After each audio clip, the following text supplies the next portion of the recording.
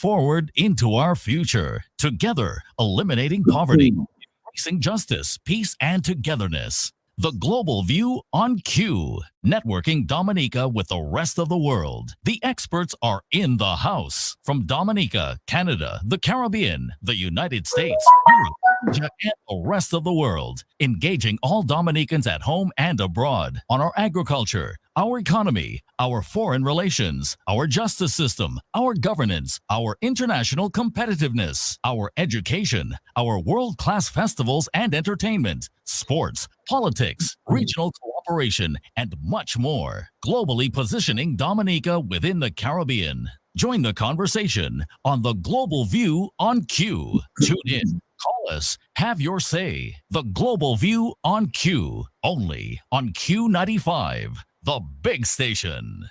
Nature Island Dominica Civil Liberties Foundation, Inc.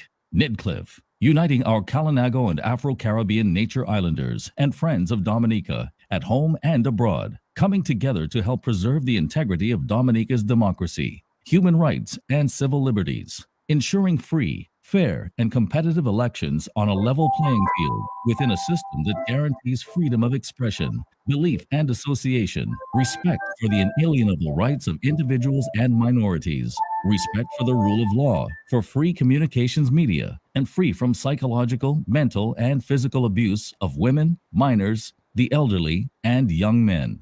State lands are secretly being sold to political acolytes and shady foreigners. CBI hotels are sprouting up all over Dominica. Persons are becoming rich overnight. Public projects are awarded to foreigners and cronies without public tender, and the public is forced to pay in excess of $65,000 a month to rent and maintain a palace for a prime minister. In spite of this obscene display of wealth, seemingly generated by illegal means, Dominicans still live under tarpaulins and are deprived of a basic stimulus package in a debilitating pandemic. Monies donated by the World Health Organization to alleviate suffering seem to be diverted and squandered. Political allegiance is now a requirement for public assistance, while those who exercise their freedom of speech are victimized and ostracized. Nidcliff, support our radiothon, fundraising events, subscriptions, GoFundMe, and other initiatives to help raise funds to support a legal challenge against the siphoning of public funds from the Consolidated Fund and other initiatives and actions. Nature Island Dominica Civil Liberties Foundation, Inc. Nidcliff, working to help unify and build Dominica and our Afro-Caribbean and Kalinago brothers and sisters at home and abroad. Nidcliff, fighting to save our Nature Island Dominica.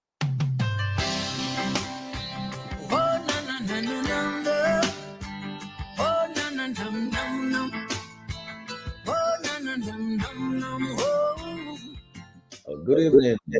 Very, very welcome to you in Radio Land at home and abroad.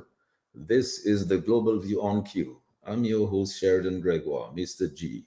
It is Tuesday, the 24th May of 2022, just about 7:38 in the studios at Q95, the big station. And my guest tonight, Dr. Irving Andre in Canada, political scientist Dr. Dion George is in Georgia. He will join us a little bit later. Former Ambassador Crispin Gregoire in New York, and we expect Attorney Gabriel Christian in Maryland to join us just a little bit later.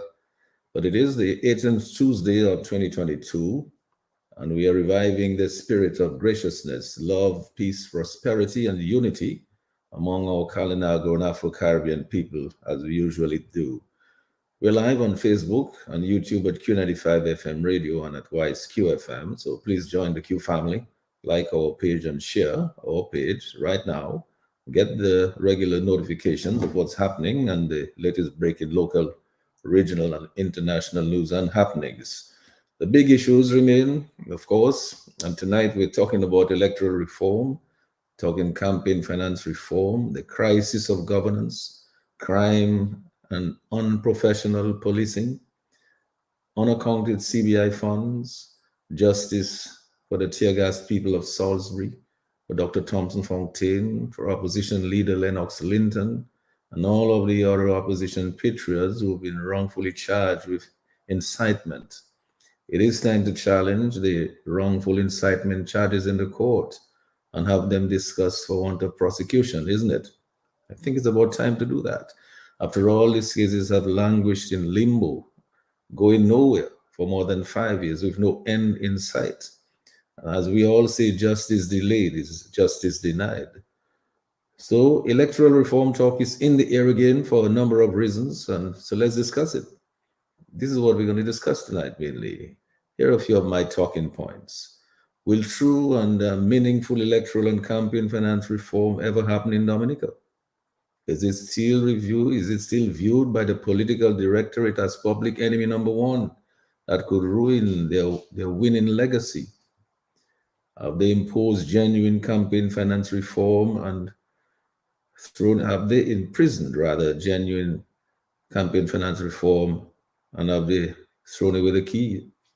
Let's discuss the reconstruction or the reconstitution of the Electoral Commission to remove all political interference and ensure that economic citizens cannot vote before they have been resident in Dominica for 7 years. Isn't that reasonable? And we should ensure that the residency requirements are rigidly enforced. So let's ensure also that local, regional, and international technocrats in Dominica and outside, and that they're there for 1 week before and 1 week after the general elections to ensure strict adherence to good electioneering practices. And let's remove this partisan political handling of the so-called spoiled ballots that is made to favor any particular candidate when you have this close contest in certain constituencies, causing some candidate to lose by just a few votes. And let's ensure that any preliminary report from Sir Dennis Byron is reviewed and approved by Dominican stakeholders so as to ensure transparency, accountability, and legitimacy of any electoral and campaign finance reforms, and that the implementation of any such reforms is untainted with political partisanship and bias, and ensure, finally, free and fair elections in Dominica. So we must all rise to the challenge of protecting and sustaining our democracy by clothing and fortifying ourselves in the armor of planning, good organization, information, and wakeful preparations. We are delighted to have Dr. Irving Andre with us. Political science Dr. Dion George will join us a bit later. Former Ambassador Crispin Gregoire is already with us, and Attorney Gabriel Christian will join us a little bit later, hopefully. They're with us tonight to discuss the good, the bad, the ugly, and the dangerous. No anger, no malice, no personal attacks, no vilification, no divisiveness, just bringing back civility, this caring society that we really yearn for again, and good governance. Of course, proper electoral reforms and campaign finance reforms. And as we usually do, we continue to recognize the imperative for justice without delays and for the resilience and sustainability of our Kalinago and Afro-Caribbean brothers and sisters. So stay with us for another great debate. Let's get the answers to your questions whenever you are, wherever you are in Dominica, in the region, and globally. Please join the conversation at Global View and Q tonight, right now, and have your say as you do every Tuesday with me, Mr. G, only on Q95, the big station. So again, a huge shout out, hugs, much love and appreciation, and a big thank you to our healthcare providers and frontline workers doing their best to keep us safe. Please follow the correct advice, guidance, and protocols, and play safe and stay alive. Happy to have you with us, wherever you are, in every nook and cranny of Dominica, every community in Dominica, in the region, and globally. Again, I want to thank our engineer, Sherwin Norris, keeping us on the air in the crystal clear liquid stereo. And thank also Lambert Lambi Charles, who is on the console at Q95 directing the traffic. Lambi will direct your calls to us a little later in the show. We want your voice, the people's voice, to be a priority tonight. We will take as many of your calls as we can. So let's get started. And as we do that, I want to go first to Justice Dr. Irving Andre to get the conversation going tonight as we explore some solutions to getting real electoral and campaign finance reforms in Dominica. I want to thank Dr. Andre for being here with us tonight. And as I yield to him, I'm not sure whether he'll want to make some passing comments, some remarks on some of the current events and the issues that are surfacing all over Dominica and all over the media today. Dr. Andre, I go over and yield to you now. You want to unmute your mic, though. Yeah, good evening to you, Mr. Gregoire. Thanks for Evening. inviting me. Good evening to Crispin, Gregoire, and the other panelists who will shortly join your program. Yam Lambi continues to do human service. Sherman continued to be the general directing the show from a technological perspective. And what would be your show without its faithful listeners? So I say thank you to one and all. And I hope that we all have a great evening and that we on this program can contribute just a tiny bit to it.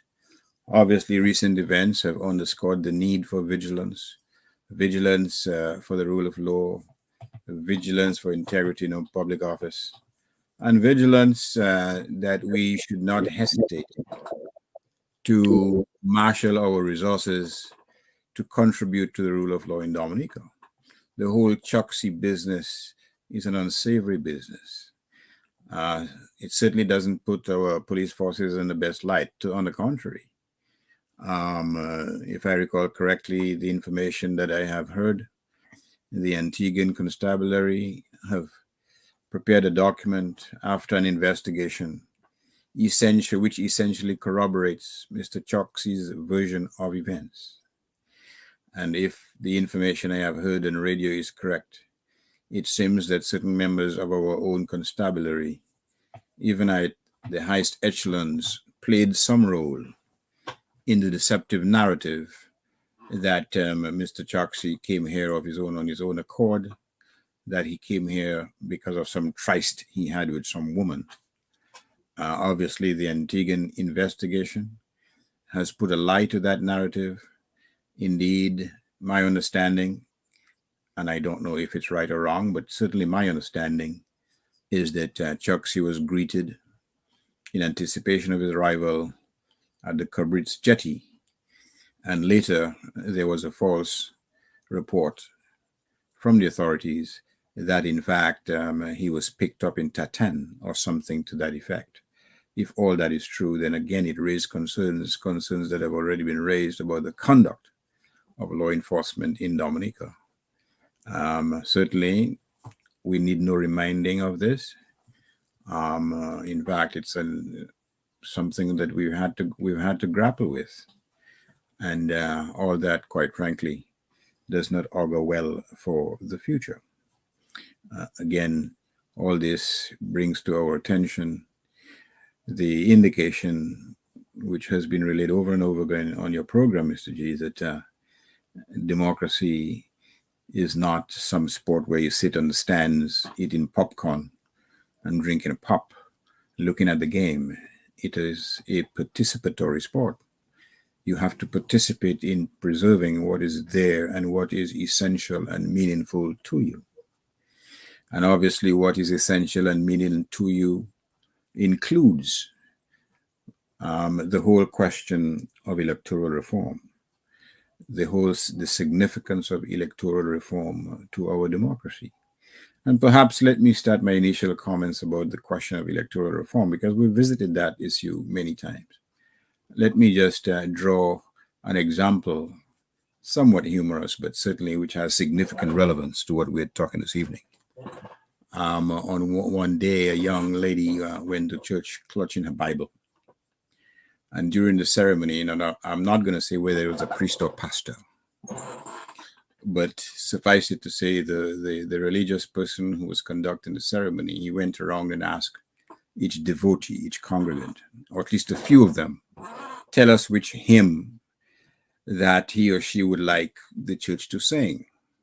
So one old lady with her hat, a faithful, clutching her Gideon Bible, and so she said, "Amazing Grace," and the congregation sang in beautiful tones, "Amazing Grace." Another was asked the same thing, and I think she told the priest or pastor, "I prefer How Great Thou Art." And again, the congregation, a beautiful rendition of that wonderful song.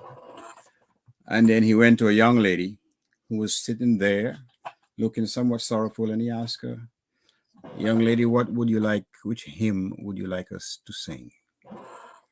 And the young lady looked at the fellow, the priest or pastor, in a very sad face, and she didn't answer. And he asked her again, what hymn would you like us to sing? Thereupon she told the priest or pastor, Father or pastor, I don't want to offend you, but the only hymn I'm interested in right now is him, her boyfriend who was sitting next to her. So obviously the pastor felt a little angry and he walked away and so on. So I say that to say that words or concepts may have different meanings to certain people. To a significant number of persons, patriots that is, electoral reform means a certain thing. To a significant number of leaders in the Caribbean, whether in Jamaica, whether in Trinidad, whether, at least in the past, in Antigua, St. Lucia, Barbados, electoral reform means a certain thing. Because the fundamental justification for electoral reform is to ensure that it works properly, that it preserves the integrity of the elections process. That is why electoral reform, as manifested in the Eastern Caribbean, has at least 4 components. Others, but at least 4. 1, cleaning the voters list. 2, ensuring that each voter meets the requirements for voting in a particular constituency. 3, ensuring that each voter is eligible to vote on account of the standards set out in the laws of that island, whether it's with respect to citizenship, whether it's respect to residency in a particular constituency. And electoral reform also includes this most important of considerations, criterion, which is to say, campaign finance reform. That is how electoral reform has manifested itself in the Eastern Caribbean. How to address these issues that can taint and tarnish and distort the integrity of the election process. But in Dominica, what we've had is a negation of those pillars of electoral reform. The manifestation of electoral reform in Dominica has meant a perversion of those factors that other democracies in the Caribbean and elsewhere have decided are essential to true electoral reform. What we've had, based on what I'm aware of, we've had proposals which do not address or address in a very cursory form the essential question as to whether persons who's resided abroad, who are ordinarily resident in a foreign country as opposed to the in Dominica, as our laws currently provide, whether or not they can participate in the electoral process. Electoral reforms, based on the most recent proposals that I'm familiar with, either do not address campaign finance reform or place onerous spending limits. And I can indicate that the most recent proposal I've seen, or I'm aware of, so to speak,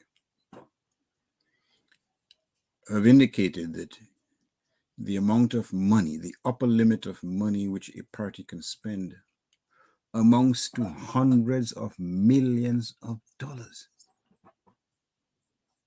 In Dominica, a country of 65,000 people, probably with 35,000 persons on the voting list, an upper limit of hundreds of millions of dollars. Perhaps it's a mistake. Perhaps the author of that report did not give it not as much thought as he should have. But the question is this. Another thing the whole question as to foreign money being imported into the electoral process. Again, our brand of reform, electoral reform, doesn't include or doesn't recognize the danger of foreign individuals or foreign entities or being allowed to contribute financially in our elections. Furthermore, whether or not it addresses penalties for these alleged breaches is not done. Additionally, the most recent manifestation of electoral reform places most of the responsibilities of policing those reforms with the Electoral Commission, whereas every indication thus far has come to the same conclusion. The Electoral Commission has been derelict in its duty to police Dominica's electoral laws. So in the case of Dominica, the manifestation of electoral reform takes on a very bizarre, and if I may use a big word, a Frankenstein version of electoral reform manifested in the Caribbean. And that is the challenge that we have to deal with today. Because unless we don't believe that democracy means something, unless we believe that democracy is not worth preserving, unless we believe that we should gravitate to a Putinocracy or Noriega type of governance, where 7 of opposition members are thrown in jail, unless we believe that this is the type of governance that we want, unless we believe that we don't need a democracy as provided, an opposition as provided for in the Constitution, we don't need them. Let someone take the leader of the opposition and go with him. Let someone in some apartment to which he or she doesn't have title throw hot water on them. If that is the type of perversion that we want for narrow selfish interests, then we are in a bad state indeed. But in my view, we have to aspire towards more noble things. After all, we pride ourselves on being a Christian nation. We are governed not only by rules, we are governed not only by the Constitution, but we are governed by the Holy Bible, which preaches that whatever you do to my brother, that you do unto me. Which preaches that if someone strikes you, you should turn the other cheek. Which preaches the inherent equality and humanity of every creature created by the Father. We rest our case, our foundation rests upon those cherished principles. And to the extent that those who subscribe to that Frankenstein version of electoral reform, what type of belief system do they have that they would seek to penalize and punish and prosecute and persecute, victimize and ostracize those who believe that we should aim for a higher standard of governance? We should aim to uphold the rule of law. We should not use the law to go after those who oppose us. We should not throw in jail the Navalny's of Dominica.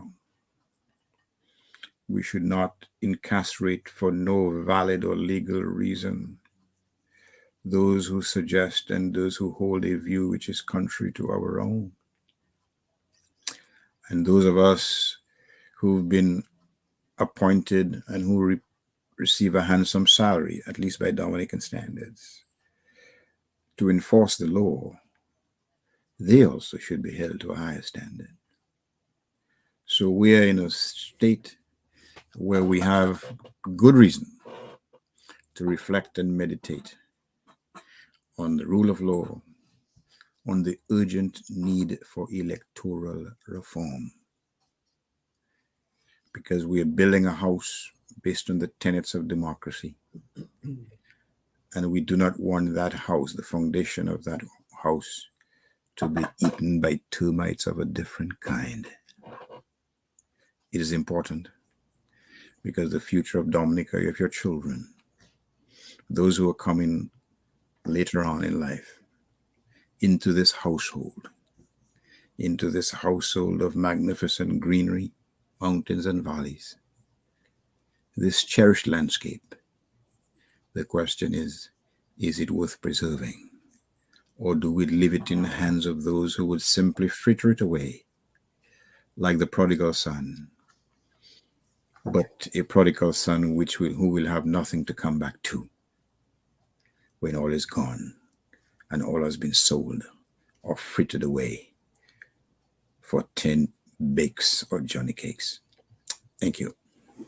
And thank you, Dr. Andre, for your opening remarks there. I did take a note of one or two of the comments that you made, and I thought it was particularly instructive. The whole question of the Electoral Commission itself.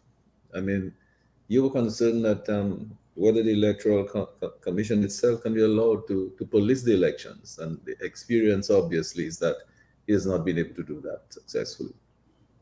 I hope former Ambassador Crispin Gregoire will be able to help us a little bit more on that, because I think on some of our previous shows, we did look at the construction of the Electoral Commission and made some suggestions on that.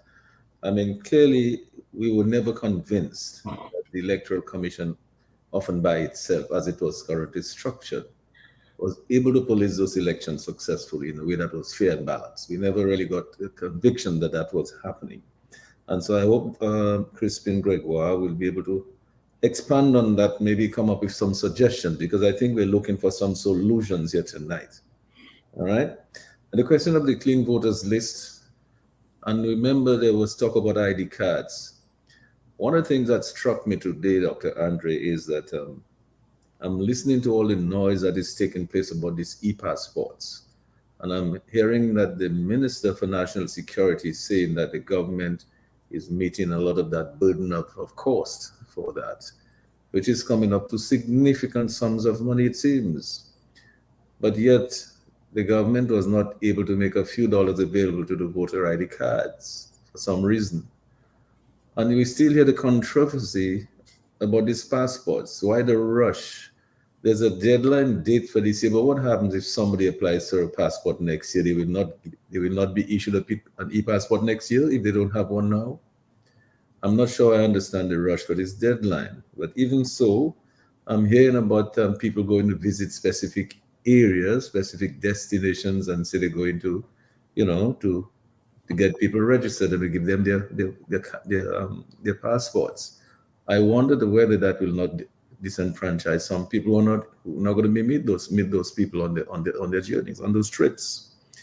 And then, of course, this question of the clean voters list, and Crispin, maybe you will help us with that when you come on. But it seems to me, Dr. Andre, that, and all of our listeners over there, that if we would only digitize and all these death certificates that go to the registry, if these deaths are, accounted for in the accounting system, in a database, it seems to me that the Electoral Commission will have no difficulties knowing who the people who are alive and who are dead to remove them from the list. Is that such a difficult exercise? If you have a few bright kids from the high school in the holidays, come and do something and clean up that list.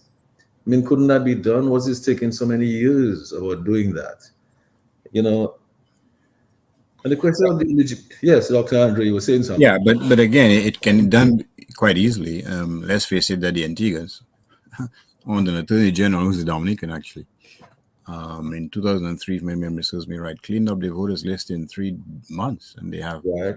a much larger population than Dominica. But again, the essential difference is this, that they had the intention to clean up the list.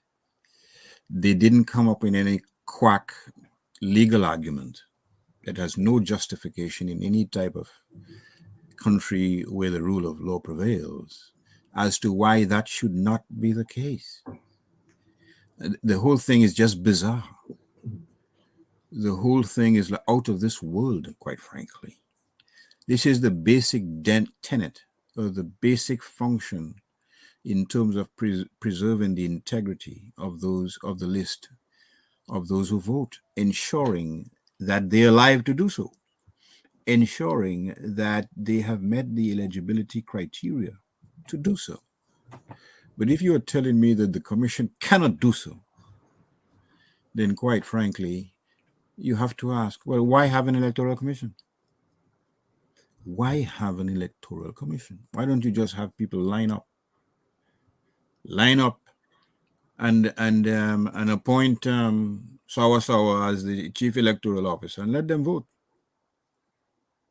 What is the justification for having such a commission when you are telling me that they cannot even perform the most basic function ascribed to a proper functioning electoral commission?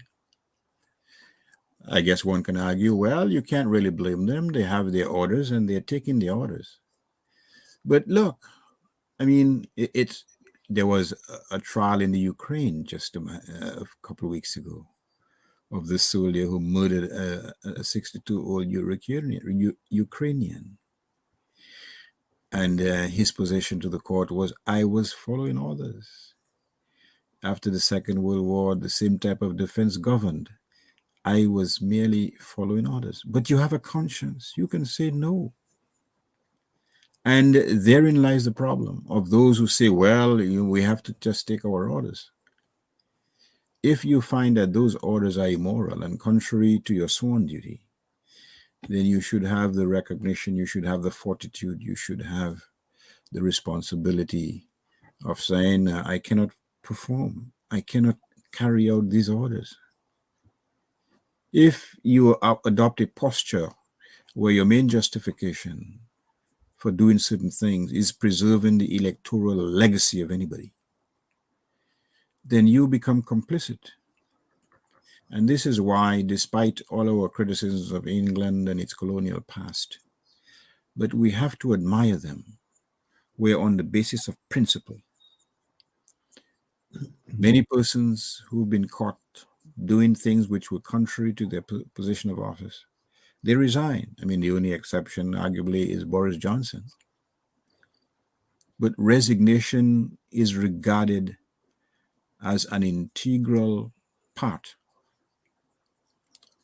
of a senior executive, or it doesn't even have to be senior, and a step to be taken when one has been found wanting in the performance of his or her duty.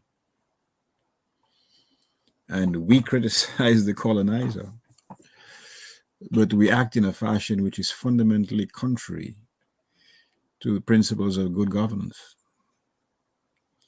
And we will continue to suffer because benefiting personally, profiting from that type of dereliction of duty hurts the body politic. It's a body blow to the body politic.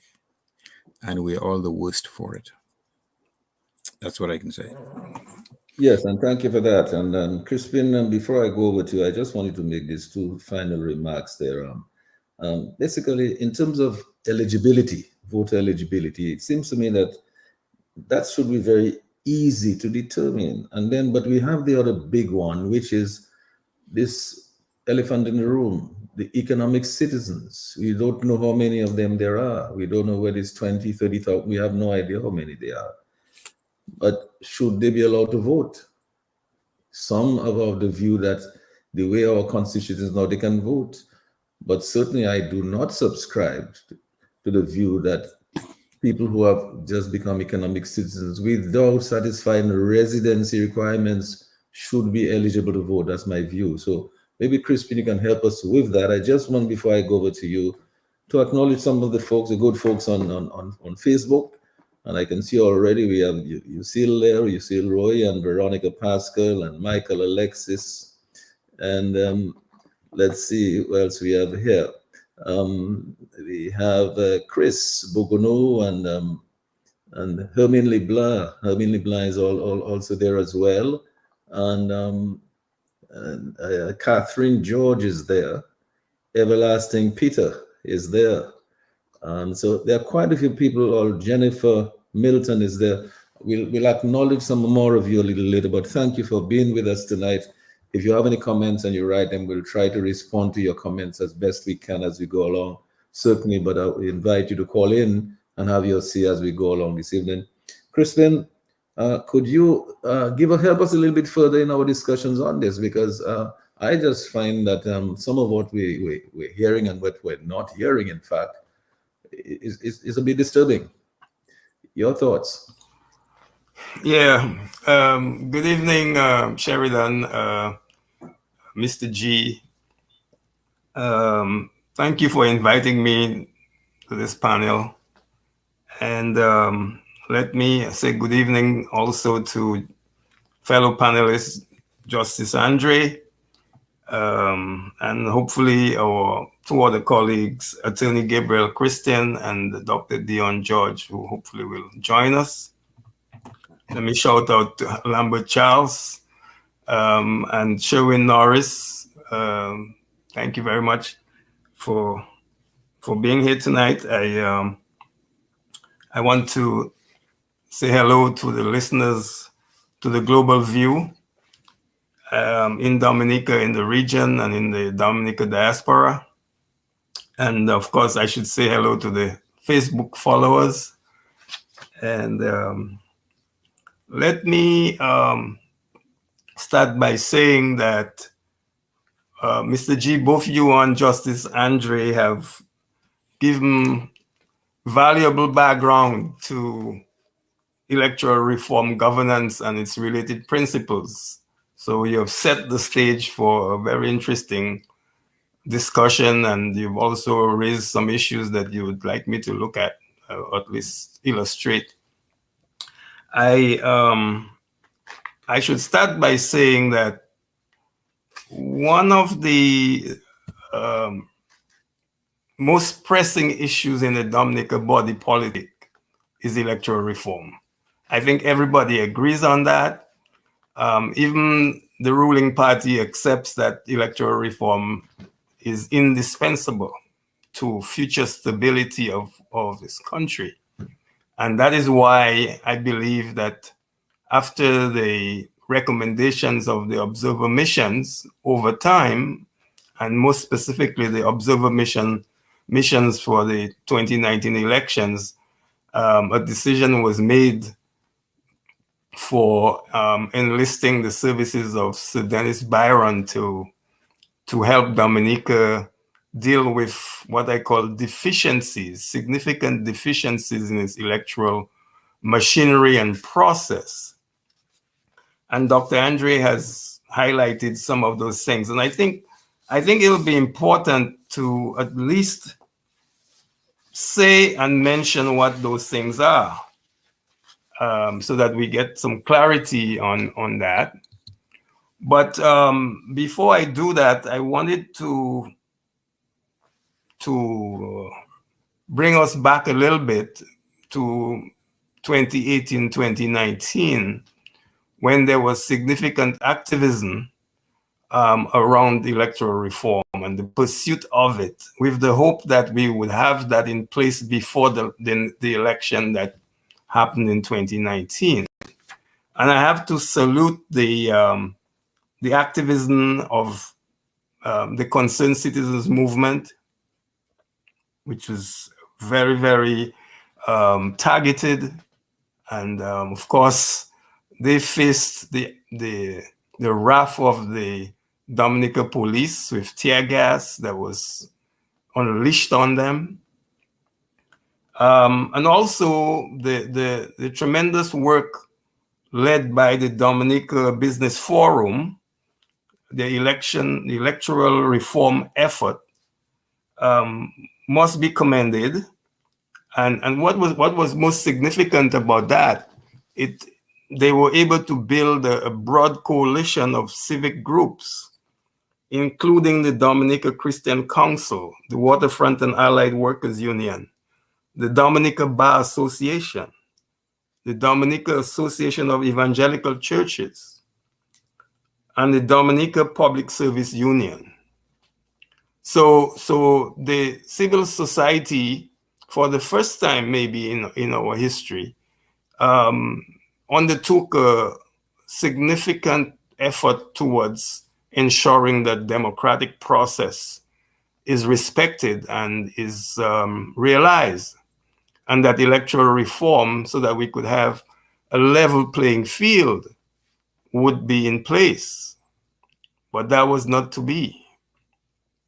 And following that, their effort, and I must say the electoral reform effort led by the Dominica Business Forum put out a really brilliant report, which I implore a lot of our students in college and out of college, public servants, to read that so they can understand how Dominicans themselves frame the issues of electoral reform.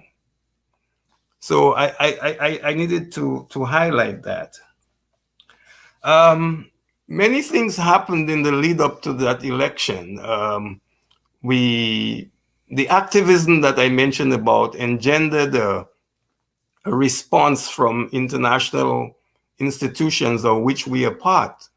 First, the CARICOM. Second, the Commonwealth. And third, the Organization of American States. So in a sense, the fact that our electoral reform reality has deficiencies has an international attention.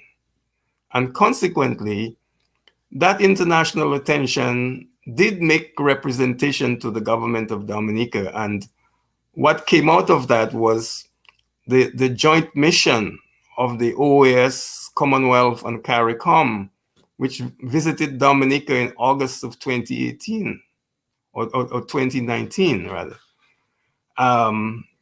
In tandem with that, our electoral challenges or deficiencies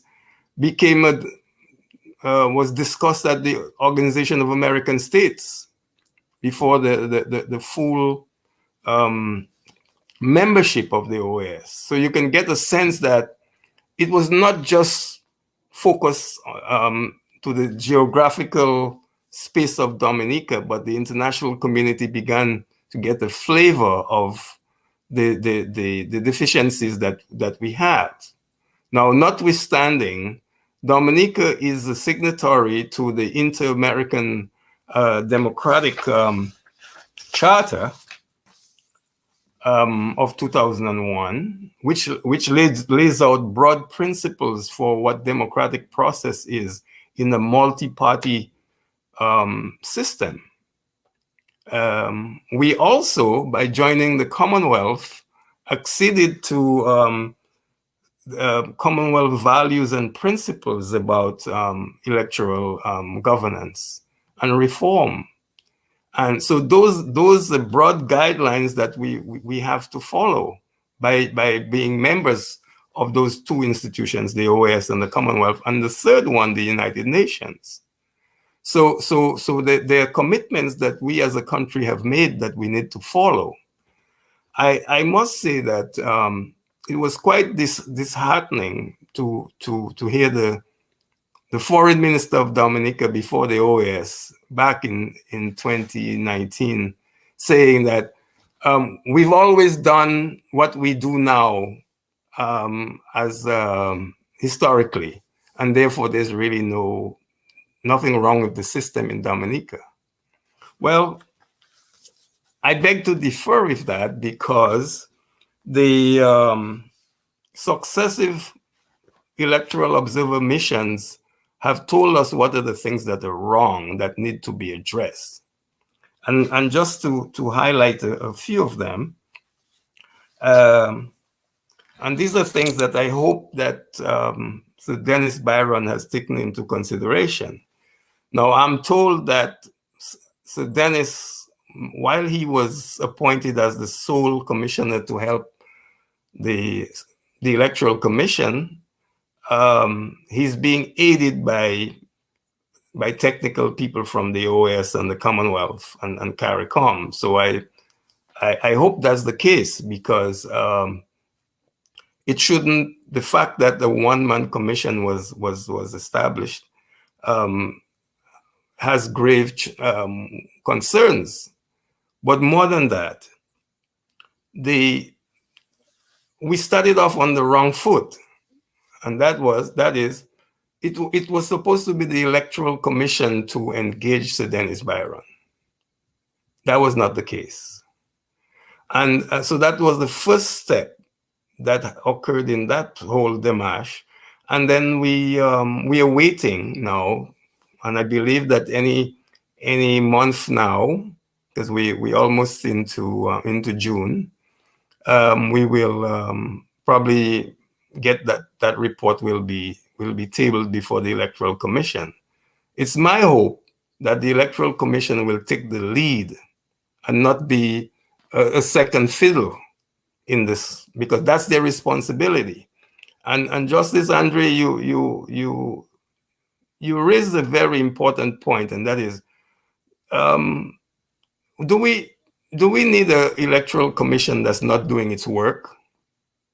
And the reason why we have these deficiencies in our electoral system is because for the last 15 years, the Electoral Commission has not functioned, has not done its work. I mean, imagine we have about 20,000 dead people on the voters list. I mean, if at a minimum, the Electoral Commission couldn't get that done, and they should all be fired. Now, the government will never fire them, but the Electoral Commission has really disappointed the Dominican people and contributed to the malaise and the destruction of the electoral system, which they were supposed to lead and fix. They haven't done that. Clearly, following the 2014 and 2019 elections, it's so glaring the need for legislative reform. And this legislative reform must be led not by the executive branch, but by the Electoral Commission. But the Electoral Commission is hopelessly deadlocked. They can't get anything done because of the way it's made up. And what is most disconcerting about the Electoral Commission, the majority of the members are lawyers. These are people who should know better. These are people who should not be bowing before any politicians, but yet they choose to do their bidding. And that starts from the chairman down. Now, granted that the way the Electoral Commission is constituted now, and has been the case since independence, 2 members of the ruling party and 2 members of the opposition party, and the chairman, who is supposed to be independent, to ensure that logjam that is occurring in the commission does not happen. But the chairman, unfortunately, over the last 15, 20 years, or even going back before that, but we didn't have those problems before 2000. The chairman is in lockstep with the representatives of the ruling party. So there's no consensus on the Electoral Commission. And I would say that, to me, the most important reform that must take place is the reform of the Electoral Commission. Before anything else, that to me has to take precedence. And let me just say this, Crispin, 1 second. Yes. You know what? I'm thinking we're going to have a very interesting conversation tonight. Dr. Andre, I believe we're going to treat this like a conversation, And I would like you to be able to engage Crispin as you go along, jump in, and let's engage each other and let's discuss as we go along, Crispin. Certainly. Because I see I think that will be very enriching to do that. Yes, because you're cross-referencing something that Irving Andre said. And I think it is good if you let him just see a little bit of something on that and you come back, because it seems to me we have to really come and find some solutions. And I like the fact that you're speaking specifically about the construct of the Electoral Commission itself, which might be an hindrance to its doing its work.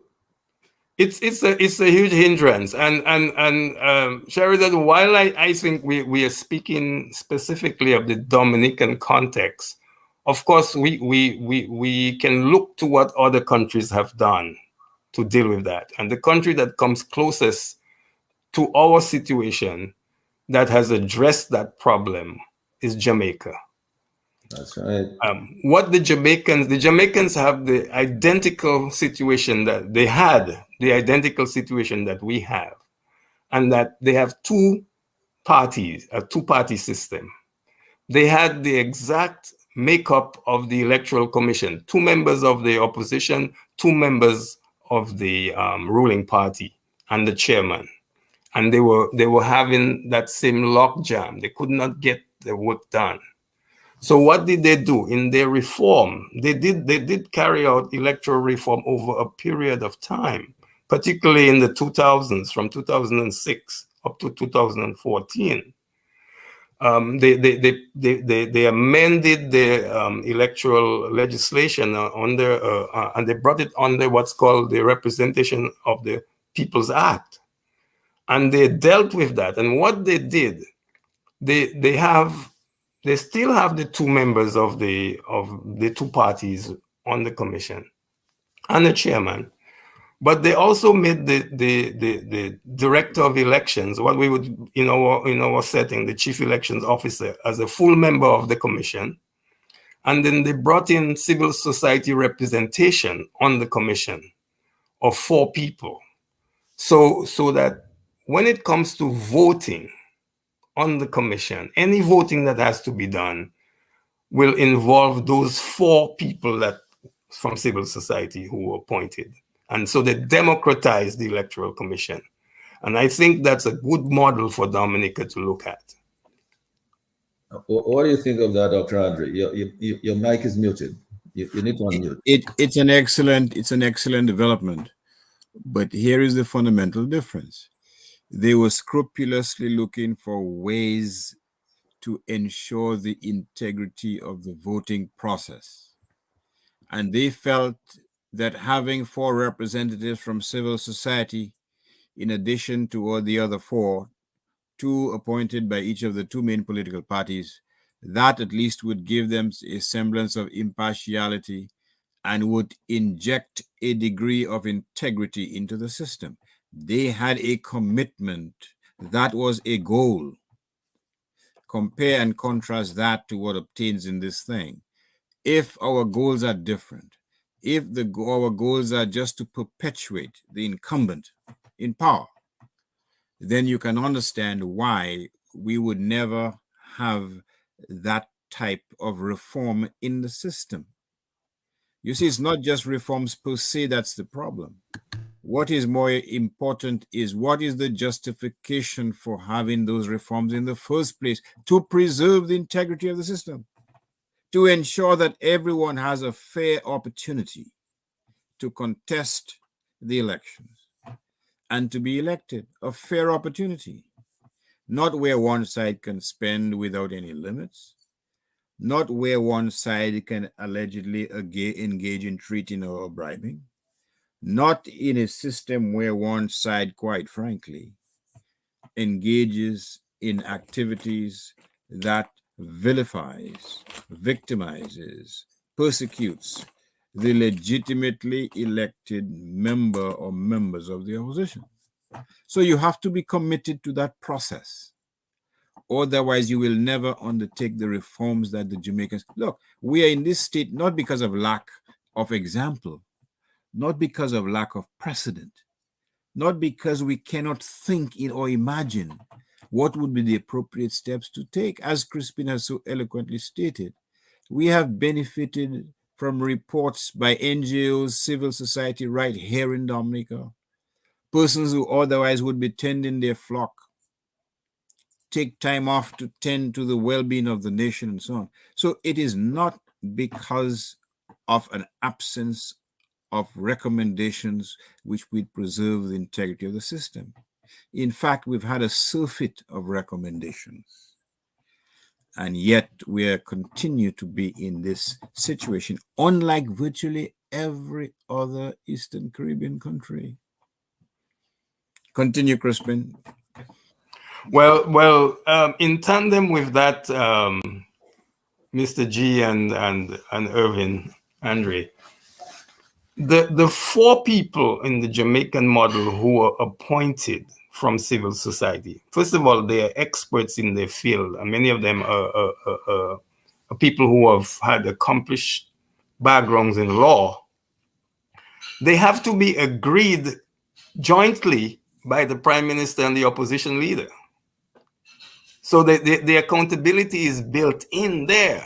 And these people have to, their biggest commitment, what drives them, is allegiance to the Constitution.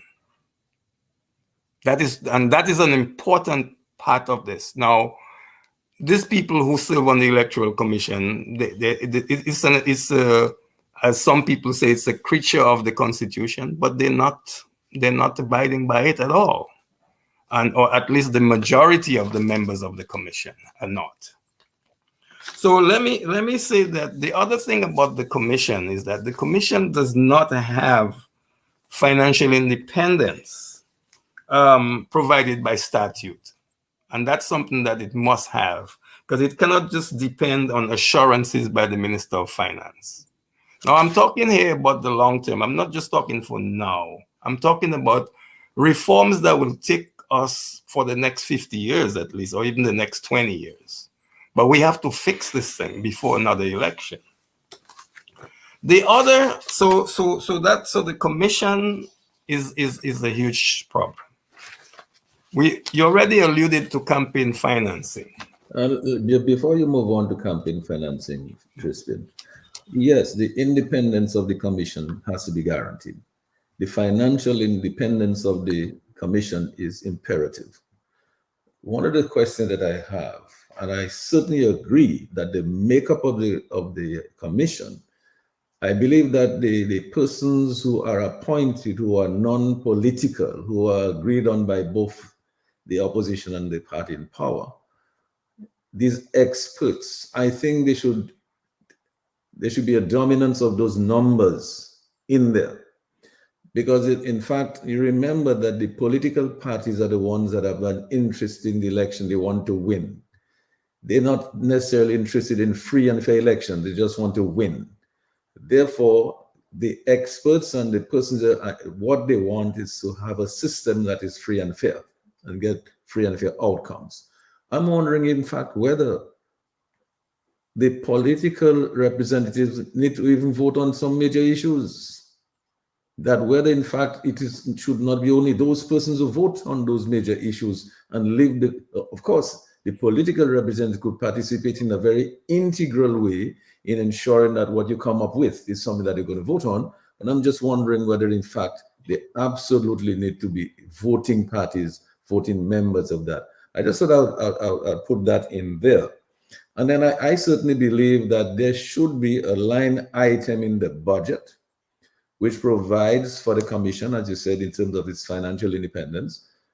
And they should not have to depend on the whims and fancies of the finance minister. This money should be given to them so they can do their work. They should not have to wait for some money made for them to buy a machine for voter ID card or to buy cards or this and that. They should be given, it should be a line item approved in the budget. It's approved, and so they get the money and they do their work. So they are completely financially independent. I thought I would put that in as you go forward. Crispin. No, I totally agree with that, Sheridan, and specifically on the financing here, that the commission should send their budget to the Ministry of Finance, and when the national budget is prepared, their allocation should be there and it should be transferred to them as soon as the budget is passed. On campaign finance, as I tried to read all of this volume of reports that have been written over the years, I found something rather interesting, and I'm going to read it. One of the observer missions, and I can say which one, the Commonwealth Observer Mission, on campaign financing, they said something that was really interesting to me. It says that they said that in the view of the mission, there is limited support, especially by the DLP administration, for campaign financing regulations. I was really taken aback by that because I had not realized that. Of all the parties in Dominica, the DLP is the party that is most opposed to financial regulations. And I wonder why, and I would like them to explain that to the Dominican public, because they're the ones who have made elections extremely expensive in Dominica. And they seem to have a kitty of funding that they will not disclose to the public where that kitty is or who are the people behind the kitty. Money is no object, but it means that its price is, our elections have gotten too expensive.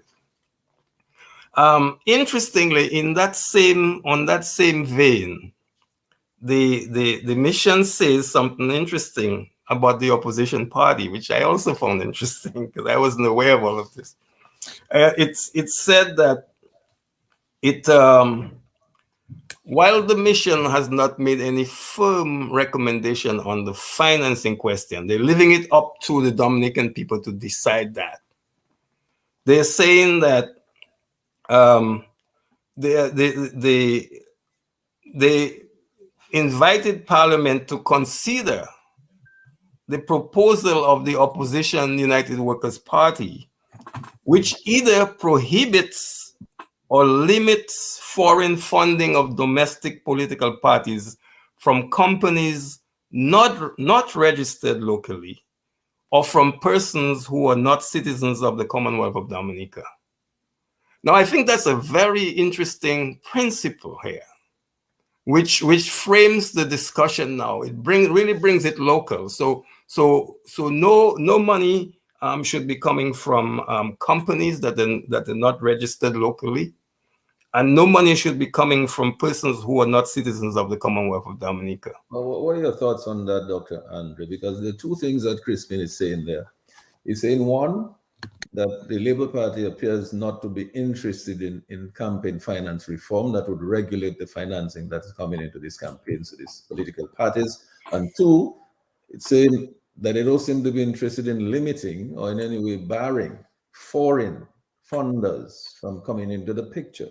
This seems to be what I'm getting from Crispin, and the opposition seem to be more interested in preventing this largesse of foreign, incursions of money into the local campaigns, especially when this company is not registered in Dominica. Your thoughts on some of that?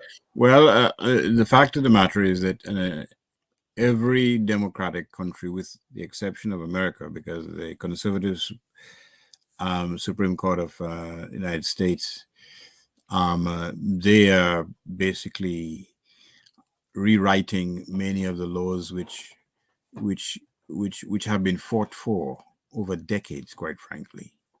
They've even given the right of corporations to make unlimited contributions to campaigns. But our democracy is much more fragile than in the States.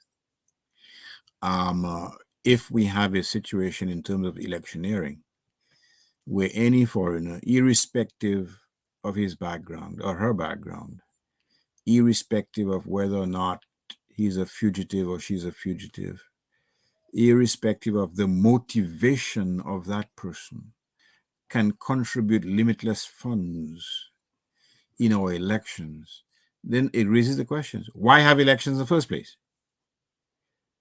If there are no checks and balances to preserve the integrity of your elections, why have it in the first place?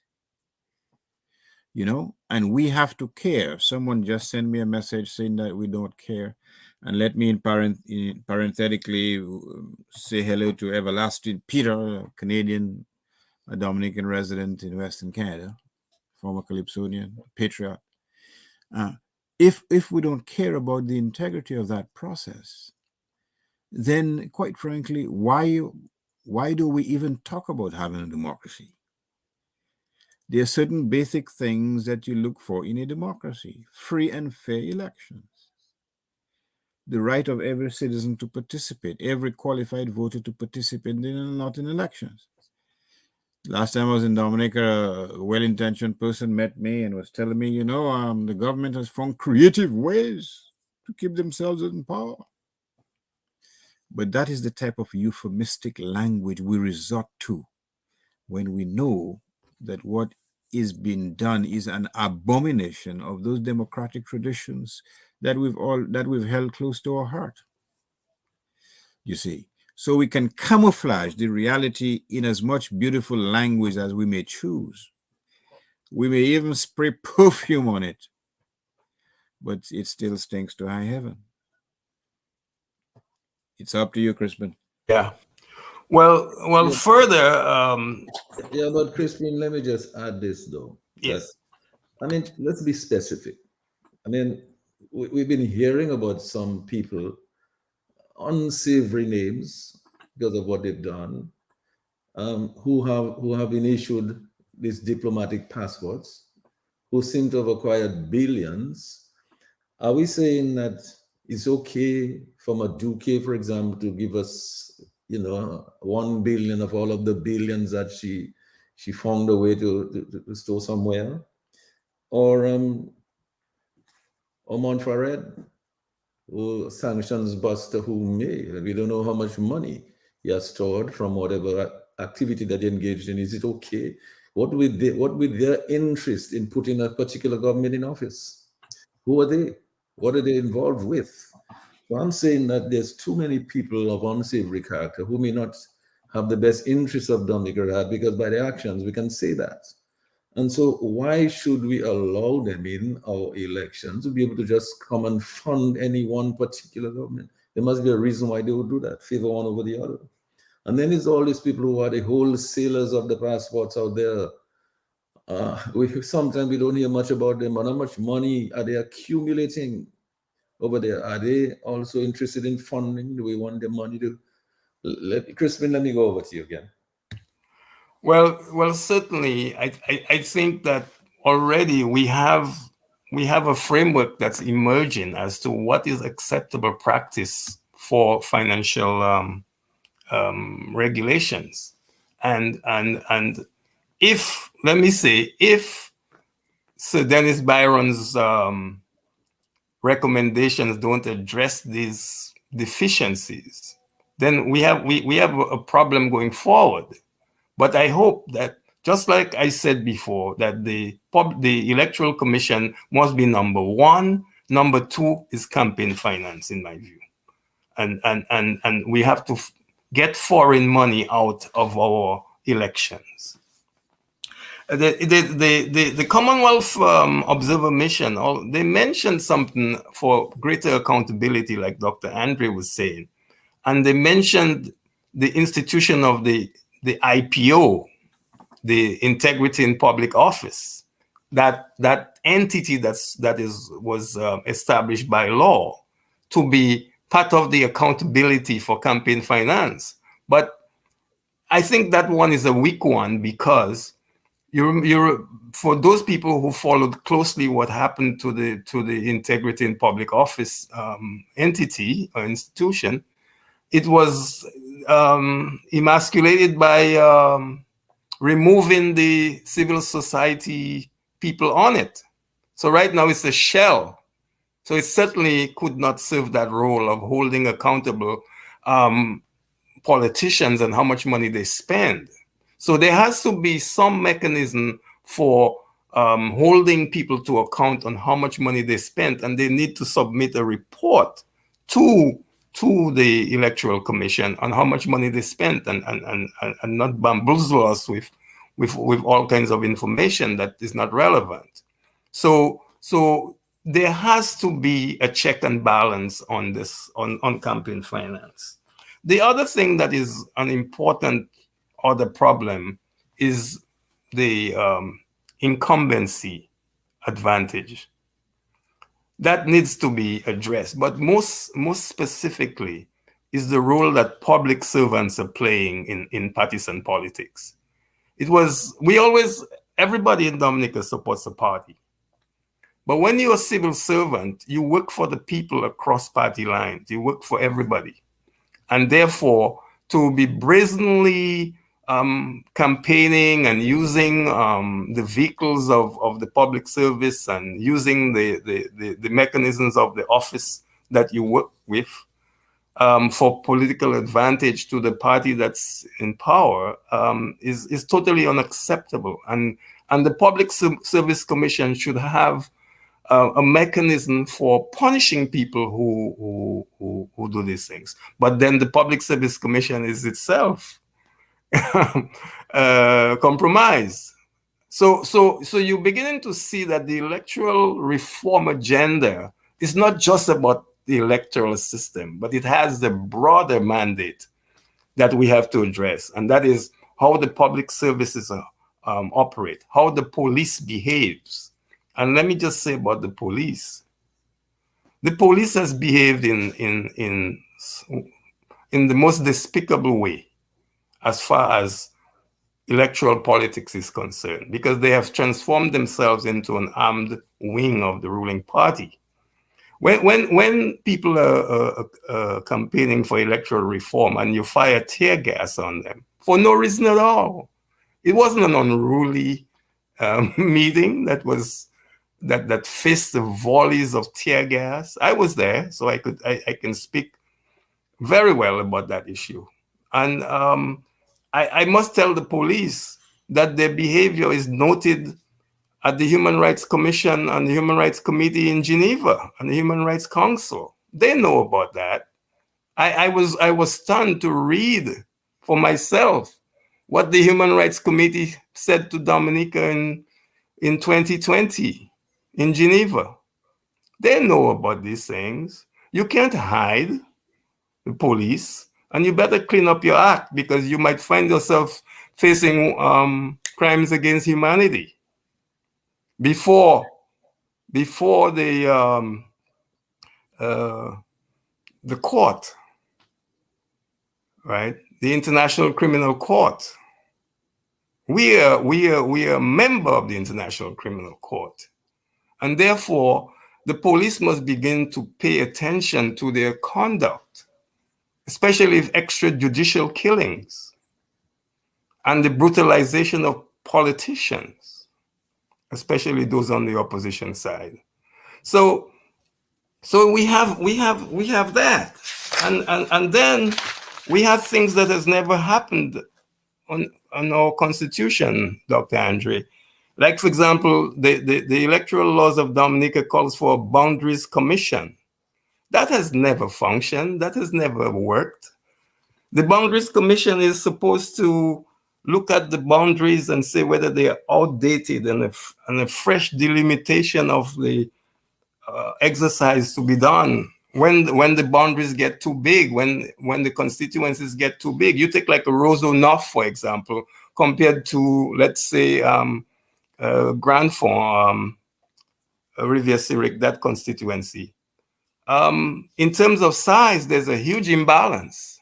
Yet we don't have the body that the Constitution created, or at least flagged, that should be in place to address that. That has never functioned. And just like the same thing, like not having a parliamentary commissioner who would be the accountability mechanism, even with elections, for example.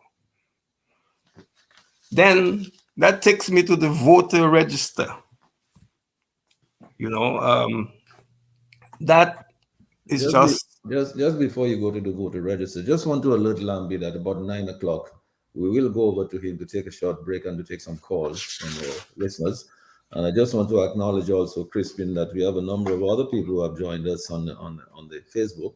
I see that Marshall Lawrence is there with us. Hermione Leblanc is still there with us. Medina St. House is there with us. And Gerald Williams is also with us. Augustine St. Louis, Kahina is also with us. And Penny Shirley is with us.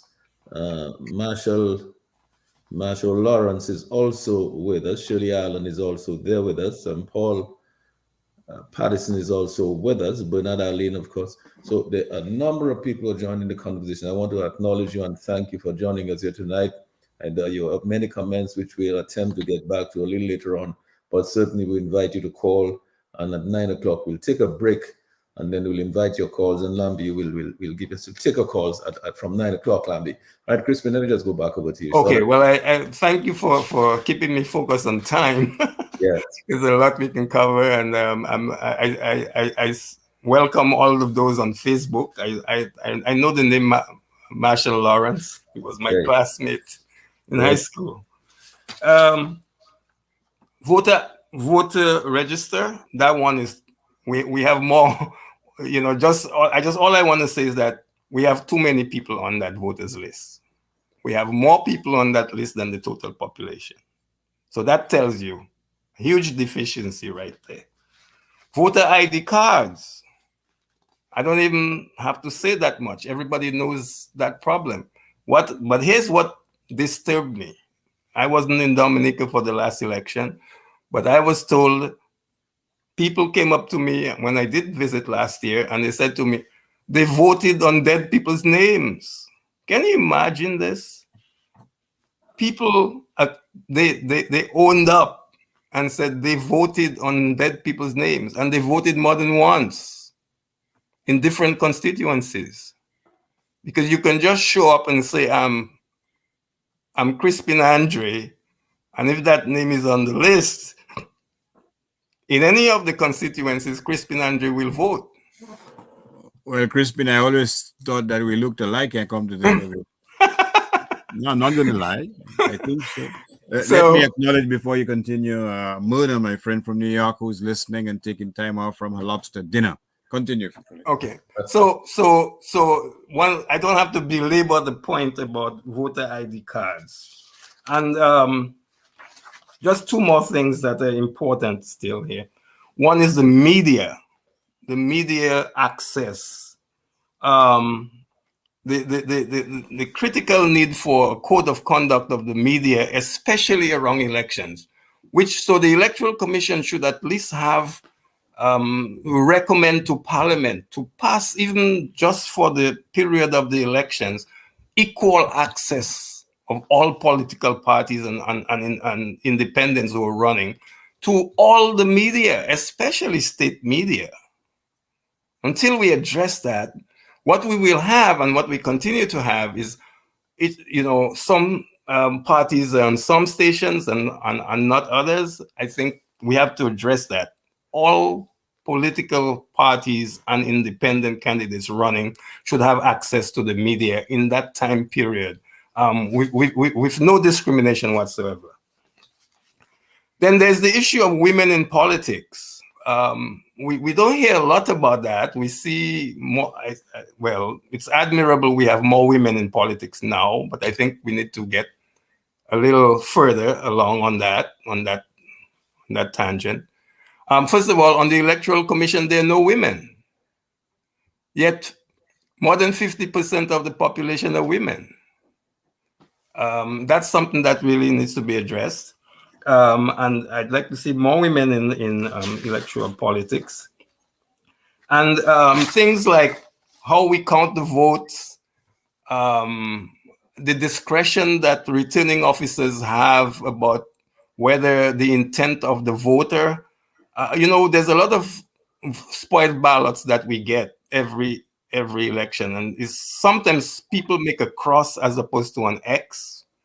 But the intent is there. If the intent is there, that shouldn't be a spoiled ballot. And there's been a lot of wrangling that goes on between the two parties about spoiled ballots. And if the intent was there, I think that should not be a spoiled ballot. Crispin, I just want to interject. I mean, the whole question on the phenomenon of spoiled ballots, and I think that was a huge issue, at least in Grafon a couple election cycles ago, when Thompson initially won, then lost by 6. the question which has to be answered: who is spoiled? Is it the ballot or is the one counting the votes? Therein lies the problem. Therein lies the question. And we have to infuse a degree of independent observers in that process. But again, it goes to the fundamental question as to the integrity of the electoral process. How much value and stock do we place on the integrity of the process? Years ago, on about 1978, Sir Brian and a couple others brought a private criminal complaint against an electoral officer who was refusing to register a person in the constituency where he was supposed to vote. The magistrate convicted that person and fined her, banned her from participating in the electoral process. But in 1978, that electoral officer who had been convicted was pardoned by one of the ministers. His last name is Corriette.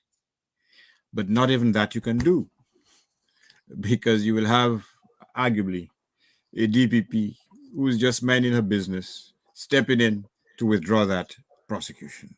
So the system, to the extent that the system is broken down, then again, we have to raise that question.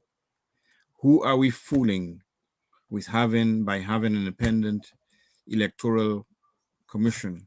Who are we fooling by having those laws which speak to the whole question, or the Constitution, trying to protect the sanctity and integrity of the electoral process and other independent tribunals in the society? Who are we fooling? Well, who are we fooling if we claim that we have an independent electoral commission, which is clearly not independent at all? But I want to go over to Lambi. Crispin will come back right after the ad break. And when Lambi gives our callers the numbers that they can call, I really want to get our callers involved in the conversation here tonight. I know we have much to see, and many, many people out there have a lot to say. I hope some of the recommendations we've made so far, we will get some comments on them. We'll make some more recommendations as we go forward. But certainly, I believe it is key, very important, this to reconstruct of that electoral commission. It has no clout, just like the IPO has absolutely no clout. It just cannot work if it is left in that condition. No matter what you do, bring reforms. If you do not reform the electoral commission itself, I do not think you're going to have success. Lambi, let's go over to you. Let's take a little ad break and give the folks the numbers. Well, let's take some calls. Nature Island Dominica Civil Liberties Foundation, Inc. Nidcliff, uniting our Kalinago and Afro-Caribbean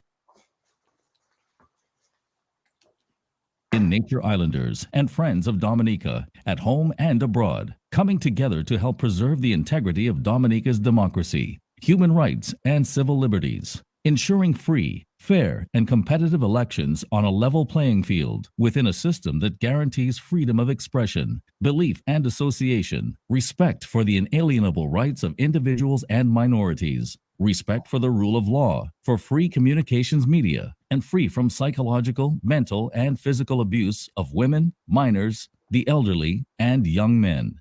Meantime, the people of Salisbury were tear-gassed and shot at while they slept the night before the general election in December 2019 by local law enforcement aided and abetted by regional security forces.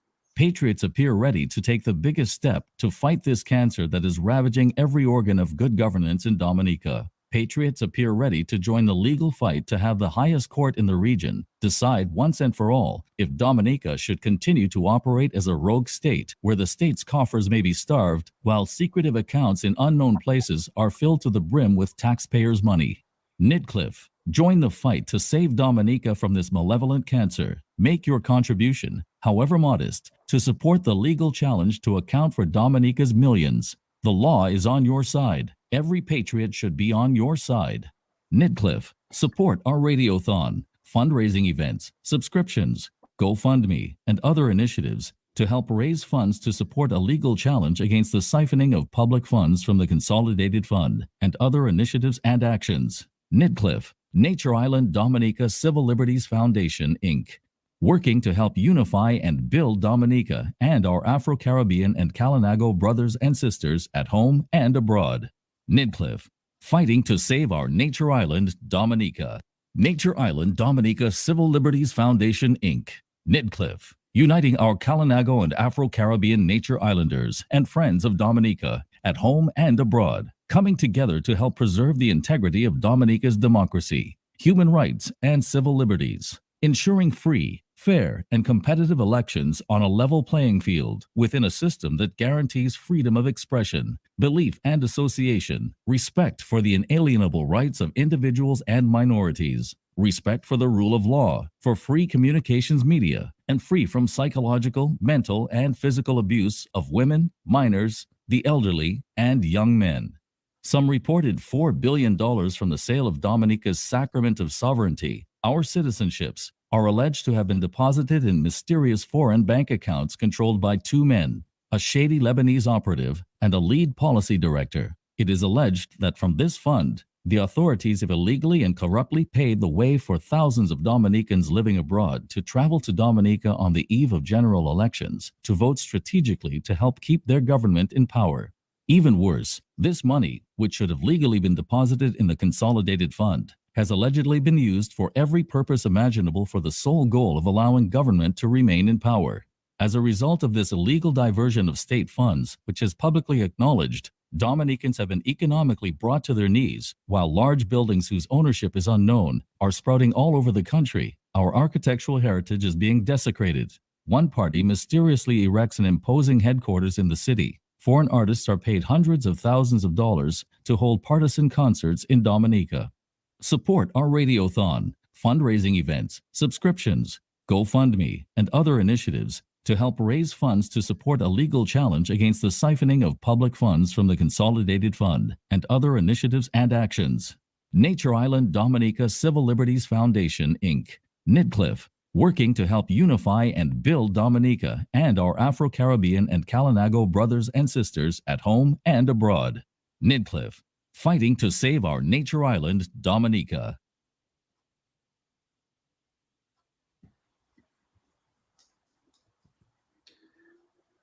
It looks like we may have lost Lambi for a little while there. So I was just going to go right ahead and speak a little bit.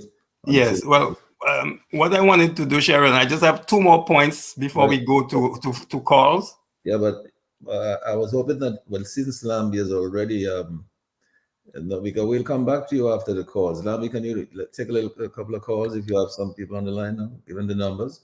Yes. The Global View and Q, the numbers are 449-3095, 449-3096, 449-3097, 616-4257, 305-432-9624. Let me run those numbers one more time. 449-309-596 and 97, 616-4257, 305-432-9624, and we're taking your calls right now. All right, so let's just go back to Crispin, as but let me just say this again. I did not acknowledge all the people. I did see David Joseph online. I did see Jess Viville and Farah Theodore is also there with us. Augustine St. Louis is also there. Jared Williams and Lucilla Roy is also there with us. So quite a number of people are with us on Facebook tonight, and I'm sure that we value all of the comments that they're making. Crispin, let me just go back to you quickly while Lamb is waiting to take a couple of calls. Yes, I just wanted to make two final points, Sheridan. And one is one of the troublesome issues in the whole electoral reform discussion is the role of the diaspora. And I think it's one that has to be carefully managed and broad consultation on it. But I see two approaches to addressing adequately the diaspora challenge as far as our politics is concerned. I should first start by saying that I'm getting a conservative estimate of the Dominica diaspora at about 150,000 to 160,000 Dominicans who are overseas, at least double the population we have at home. And the Dominican diaspora is one of the most committed diasporas to their homeland. In fact, I'm learning that Dominica is one of the 12 countries in the world where the diaspora is really making significant contribution to the gross domestic product, anywhere from 6% of GDP to as high as 12%. So, and that's just financial transfers. We're not talking about the barrels and other in-kind contributions that the diaspora is making. Now, I can also say that the ruling party is they have a strong position that they don't want to disenfranchise anybody in terms of participation in elections. And that's a noble view. But the question that one raises is that should non-residents, if you are not resident in Dominica, should you be voting in elections at home? And I know that's a very contentious issue. There are a lot of Dominicans at home who feel that the diaspora people shouldn't come down and give advantage to at least any party. One may take it further and say, okay, residency is one, but are you paying taxes in that jurisdiction? So the question is, so I see two options for the diaspora. One, as some other countries in the region do, where if you're not living in the country, you're not eligible to vote. That obtains in Guyana, that obtains in Jamaica, and maybe some other countries. On the other hand, there are some countries that allow for non-resident citizens to vote. So there's that. Our big challenge on that whole question of non-resident citizens voting is further compounded by the economic citizens. We have more economic citizens than who would all be, for the most part, eligible to vote. Most of them are adults. Would they swamp the country if they have that right to vote? And unlike St. Kitts, they have voting rights. Now, how do we manage that? And I know, Sheridan, you raised that earlier at the beginning about should these economic citizens not be subjected to a residency requirement for their name to get on the voters list? So that's one thing. So there's that. But there's the other option that I would propose and for discussion is that yes, we accord non-resident citizens a vote only if we create a seat in parliament for the diaspora. And that is something that some countries have done. I can point to about 8 countries that have created parliamentary representation for the diaspora. And I'll mention those countries just so that the public knows. We have Cape Verde, Ecuador, Ivory Coast, Lebanon, Moldova, Niger, Senegal, and Tunisia. And I believe that Israel might also allow their citizens abroad to, I'm not sure they have a seat in the Knesset though. I'm not sure about that. But Cape Verde is a good example of a country that created, actually, they divided the diaspora into 3 regions and they gave each region 2 seats in the parliament. So they actually have 6 seats for the diaspora in the parliament. Now, to do that would require a constitutional amendment because the constitution calls for 21 seats. So what we're talking about, possibly 22 seats, maybe even 23. But anyway, I want to throw that out there as a way to deal how we engage the diaspora or we don't engage them at all. But that is a contentious issue that we must be part of the reform process. And your thoughts on that, Dr. Andre? Because it seems to me that it seems to me that we don't even have to look to the examples in other territories regarding participation in diaspora. One of Rosie Douglas' policies was that he would allow people in the diaspora to vote, but only in two constituencies. And that way, he would avoid the unsavory scenario of having the votes of Dominicans on the ground diluted, because numerically Dominicans abroad outnumber those on the ground. And again, if Dominicans abroad were allowed to vote without any checks and balances, what would be the worth of the vote of the Dominican who resides in Dominica? But not only that, the most recent figures I've heard, assuming that they're true, is that between 2016 and the present, 23,700 passports approximately have been sold. And can you imagine the scenario if a significant portion of that number, if it is correct, is allowed to participate in the electoral process? You may as well pack your bags and go and shut down the electoral office and instead have a vendor's market or fish market where the commission is located, because the whole thing would become meaningless.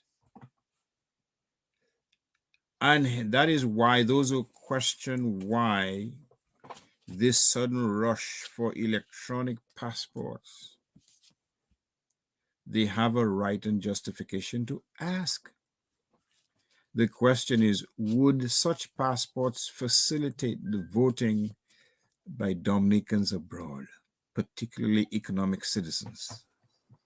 Is that, and it's a legitimate question to ask, is that just another piece of the puzzle in a system where Dominican shadowy figures from every corner of the globe, even those with difficult pasts, can be allowed to participate in your elections? After all, there was a public declaration years ago by a senior political official that we are all citizens of the world. Well, go in China now and tell them you are a citizen of the world. See where they'll play pieces like you. You see what I'm saying to you?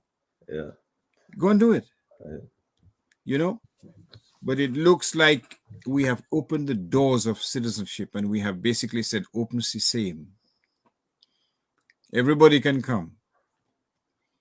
As one of the political operatives would say on the opposing radio station, just wash your foot and come. In fact, don't even bother wash your foot. You come with all your dirty baggage. You come with all those outstanding charges from which you are running. But you can come, Gasson, and participate. That is the gold standard that we are seeking, a standard with virtually every Eastern Caribbean island have refused to accept. Have refused, not a single one. Whether it's Jamaica to Trinidad to Barbados to St. Lucia, Antigua, St. Kitts, the St. Kittians blocked an airport years ago to prevent their elections process being perverted by persons just flying down, buying an Accra and Johnny cake, and going back to the foreign places where they live. Yupa Muntu, Dominicans on the ground, can their vote count like the vote of every other citizen in every other island counts? Doesn't citizenship have its price and its privileges, the right to vote and to participate in the electoral process? After all, we've been taught as a society that every vote counts, your vote counts. And you're looking for every way and means to dilute it, to literally take away the integrity of the system by putting it in the hands of anonymous voters in every nook and cranny of the world. What type of system is that? So what you can't do in another country, you can do in Dominica. Is Dominica the dumping ground of every corrupt practice that we can find?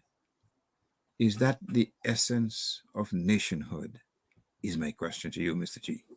Well, here's what I would answer that question. I would say two things. One, Rosie Douglas was right. I think it makes sense to create a constituency for people in the diaspora. So you want to ensure they're not disenfranchised in any way, that they can vote from wherever they are. They don't have to go to Dominica. They can say wherever they are and let them vote electronically if necessary. But they're voting for one seat. That is the seat that represents their interest in the parliament. Obviously, as Crispin said, there would be maybe need to make a constitutional amendment because you have 21 now. So I'm going to take a call from Lambi before we move on. But let me just say, as you were taking the call, Lambi, ask the caller to hold on the line 1 second. I just want to say this, that I would also discourage allowing economic citizens to vote unless they satisfied at least 7 years of residency. That makes a big difference because these people coming, they would create some more money and movement in the economy, maybe some businesses they invested. Be good for them to come and reside in the country and satisfy the residency laws before they're eligible to vote. Let's take a call, Lambi. Thank you very much for joining us. Caller, please go ahead. Good evening, gentlemen. Good evening. Good evening. I realize that there are many irregularities being exercised by the Electoral Commission or the ruling party. What can be done to prevent polling on election day? Thank you. Thank you for that call. You want to take another call? We can answer all of the calls at one time after a while. Yes, caller, you are on. Please go ahead with your call. Good evening, Lambert. Good evening to the panel. Good evening. Good evening. Yeah, Mr. G mentioned the residential requirement. But what about people who just don't bother to change their address? They may go from the Kalinago territory to Roseau. They don't really change their address. They consider themselves that they're from the Kalinago territory, and same with people from Grand Pont, anywhere else. They come to Roseau to work, but they don't change their address, their voting address. And isn't that also a requirement? This has never been enforced in Dominica. Nobody even looks at it. Good evening. Good evening. Thanks a lot for that call. Sorry. Go ahead, Dr. Andrew. But that is part of the function of the Electoral Commission, to ensure that you are eligible to vote in a particular constituency. During the last election, I can tell you as a fact that there are persons out there abroad who were contacting family members and offering them a free ticket to Dominica, not just to vote, but to vote in a particular constituency. And what makes it worse, if the allegations are true, because I heard it during the last election cycle, that there were law enforcement officers escorting people to certain constituencies to vote. So if there's immorality from top to bottom, then how can you ensure, or how can you have any confidence that you are preserving your democracy for future generations? Yeah. You're destroying it. Yeah, let's take a call. Yes, caller, are you still there, caller? Caller, are you still there? No response on the international line. Please go ahead. Good evening, Dominica. Good evening, panel. Good evening. When we talk about trying to take election from Dominica or voting in Dominica and being it regional and international, we have to talk about financing, financing for both parties to have equal opportunity to market or to campaign around the world. Because we know we're dealing with a government that's very corrupt. $4.2 billion is out there. They're going to outspend the opposition. Any politics that come out Dominican go regional and international. In Dominica, you have a government that does not even give privilege to the opposition to go on the national radio station. But yet still, on Tuesday night, they can infiltrate QFM and come and spread their propaganda for people to listen to them. So I am saying, at all, we should not bend for spirit. We should not take voting in Dominica and bring it regional and international. This guy already corrupt the world already. He has corrupt people in the United Nations. diaspora people in CARICOM. That's why they was able to send people to go for Salisbury and check the people. We should not promote that at all. Yeah, but caller, let's engage you. Let's engage you a minute, caller. Thank you. Caller, let's engage you a minute. I'm not sure you heard the recommendation that we made as regards the overseas votes. We're recommending you create one constituency. So the 100 and how many thousand people out there they could only vote for one seat. It should be one seat allocated to the diaspora. What are your thoughts on that? He's not there. I guess he's moved on. Yeah, so I hope you're hearing. So if you're hearing, I want you to understand that the recommendation that we're making, by and large, is for one seat for the diaspora, an additional seat that the diaspora is represented there. So all of the diaspora would vote for somebody or persons to represent them in one seat. It would not impact the other seats in other constituencies in Dominica. So maybe you can call back to give us your thoughts on that recommendation. Maybe you might have a different recommendation. Let's take some more calls. Good evening on the overseas line. Go ahead, please. Yeah, good evening, Andy. Good evening, Jay, Dr. Andre. Good evening. On there. Good evening, sir. Yeah, good evening. Yeah, I know it might be a difficult question to address on that public forum, but you think we are approaching the day when a logical conclusion we can give the patriots is that an election is a waste of time in these conditions of undemocratic, the undemocratic paradigm that we live under in Dominica? Are we approaching that point where we might have to really tell the people that it's time to do something else other than an election? What are you recommending, caller? Do you have any specific thing in mind that you'd recommend other than the election? No, I don't think we can do that on cue, but I just want an open conversation on it. Do you think we will arrive? I mean, are we almost at that juncture? Well, if I can, I listen to all the problems that are affecting us, and it seems like election is not going to solve all problems. But if I can respond to your esteemed caller, bear in mind that during the last election there was a significant voice, perhaps not quite a crescendo, but a significant voice that was advocating for the non-participation in the elections. Bear in mind, many persons had concerns that because of exactly what happened, that the whole thing would become farcical. I still think that you hear these voices today echoing the very same thought. Again, I certainly don't have the answers, but I can indicate that, quite frankly, and what Einstein defined madness by doing the same thing over and over again and expecting a different result.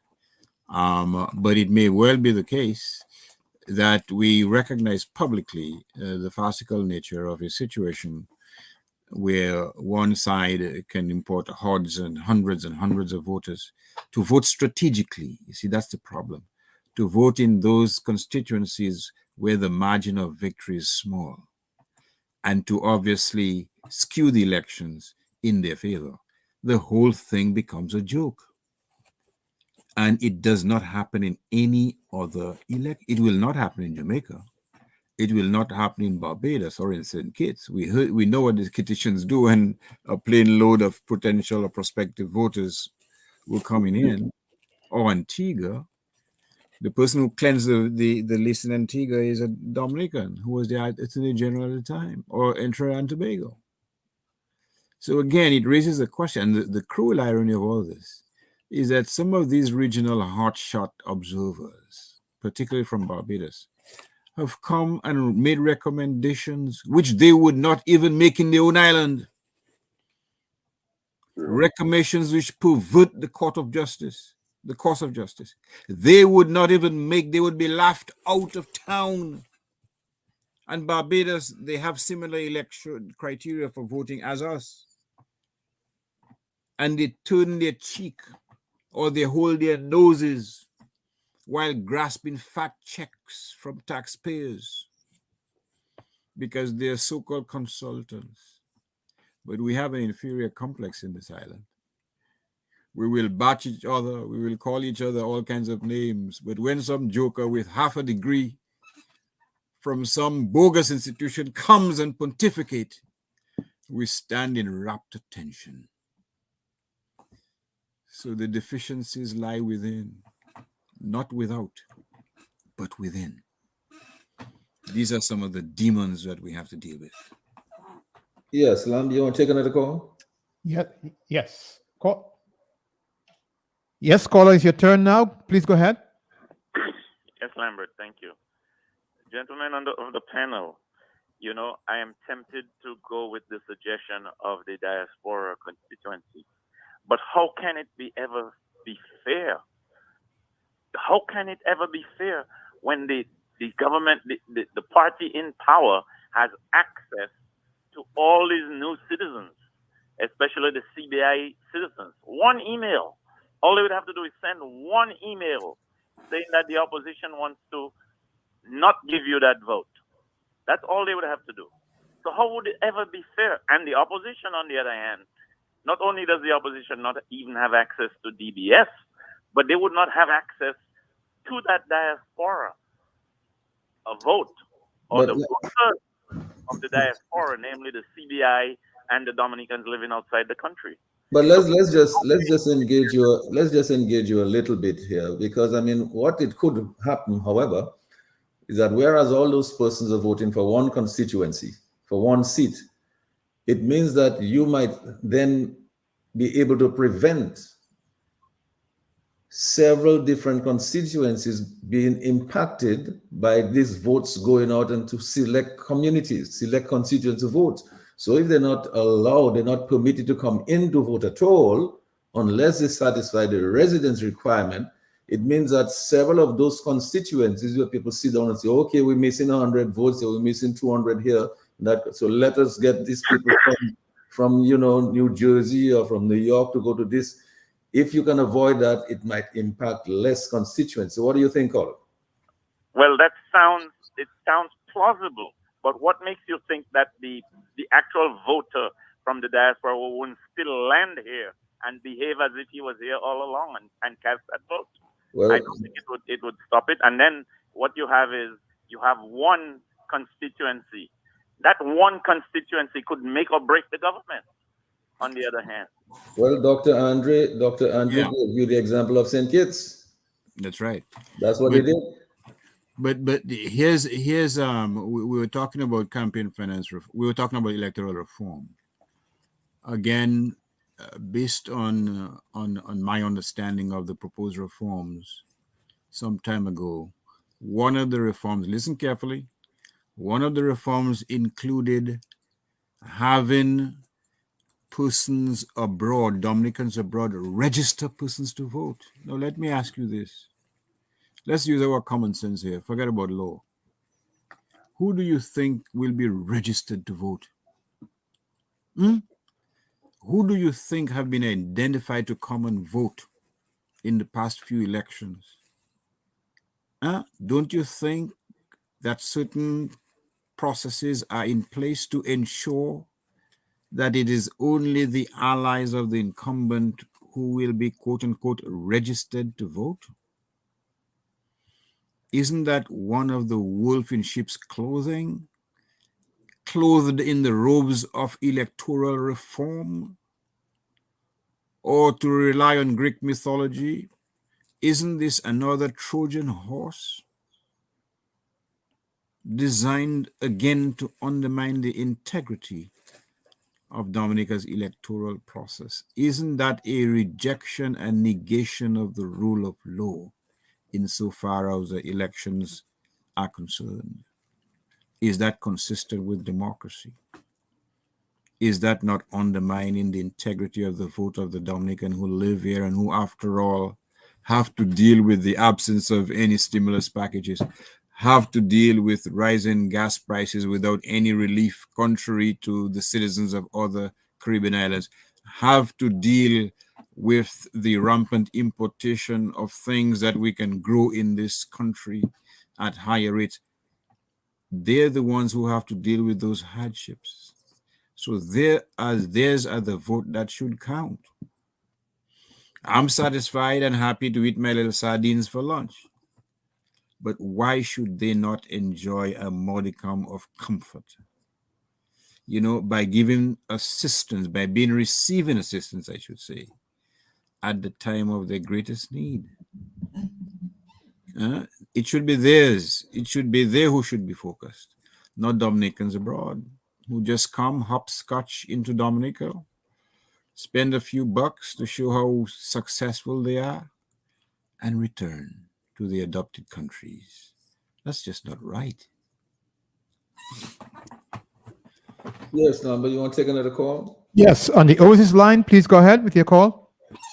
Good evening. I'm back again, because I put down the phone. When I make my statement, I like to, give somebody else a chance. But what I'm saying, we Dominicans, we don't listen. We are politically biased. Dominica is a place the people are strange.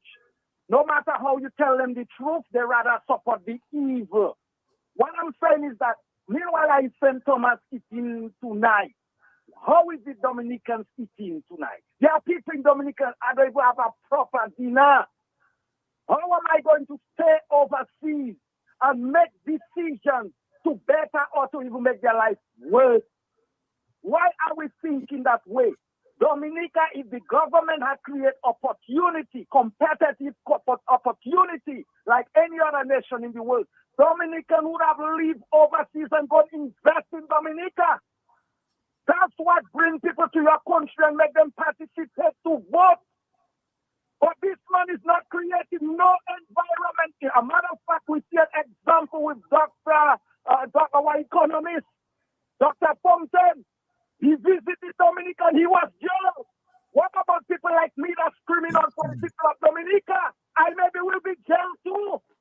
So how can we stop up that government that's trying to persecute people that's against them? We don't have to talk like that. Elections should remain for the people in Dominica.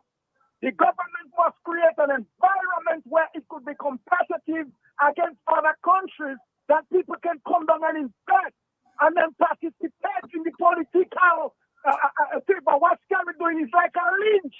He's not developing Dominica, and he's going to America and everywhere else and brainwash the labor right to come down Dominica and vote with taxpayers' money. This is wrong. I cannot support that. I'm not sure. Crispin, I'm not sure the caller is getting it.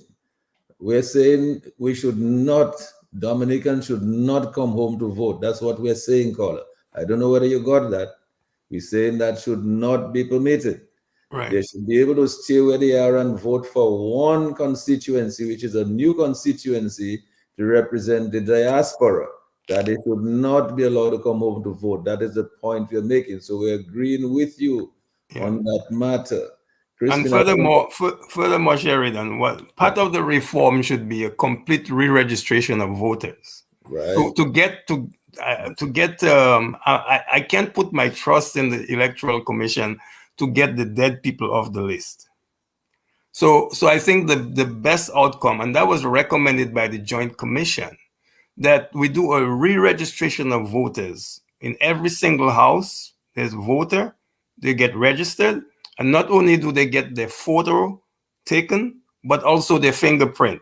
So we need biometric data. So we put an end to all the fraud that's going on on the voters list. And I think it's going to be up to our people to decide what goes forward. But I just want to say, and that will be before we take another call, we have Sir Dennis Byron very soon will present a report. And I think that the custodian of this report should not be the cabinet of Dominica. It should be the Electoral Commission, first of all. And the Electoral Commission should take on the responsibility to convene a series of consultations with all political parties and civic organizations, especially those who were active on this issue before the last election. And additionally, technical assistance needs to be sought from the OAS, the Commonwealth, and the CARICOM by the Electoral Commission to make sure that we're doing this thing right in tandem with the charters that we have ratified, like the Inter-American Democratic Charter, the United Nations Rule of Law, and the Commonwealth Principles. And then we need to find a consensus among all the political parties before we can go to Parliament to legislate. And my hope would be that we reach a bipartisan embrace of this electoral reforms, and we can pass it in Parliament as a bipartisan measure, and that will be the law for elections going forward. And that's what I'm proposing.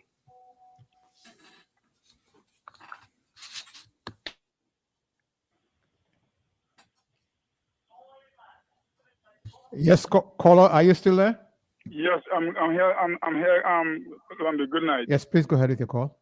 Yeah, good night to all the entire panel.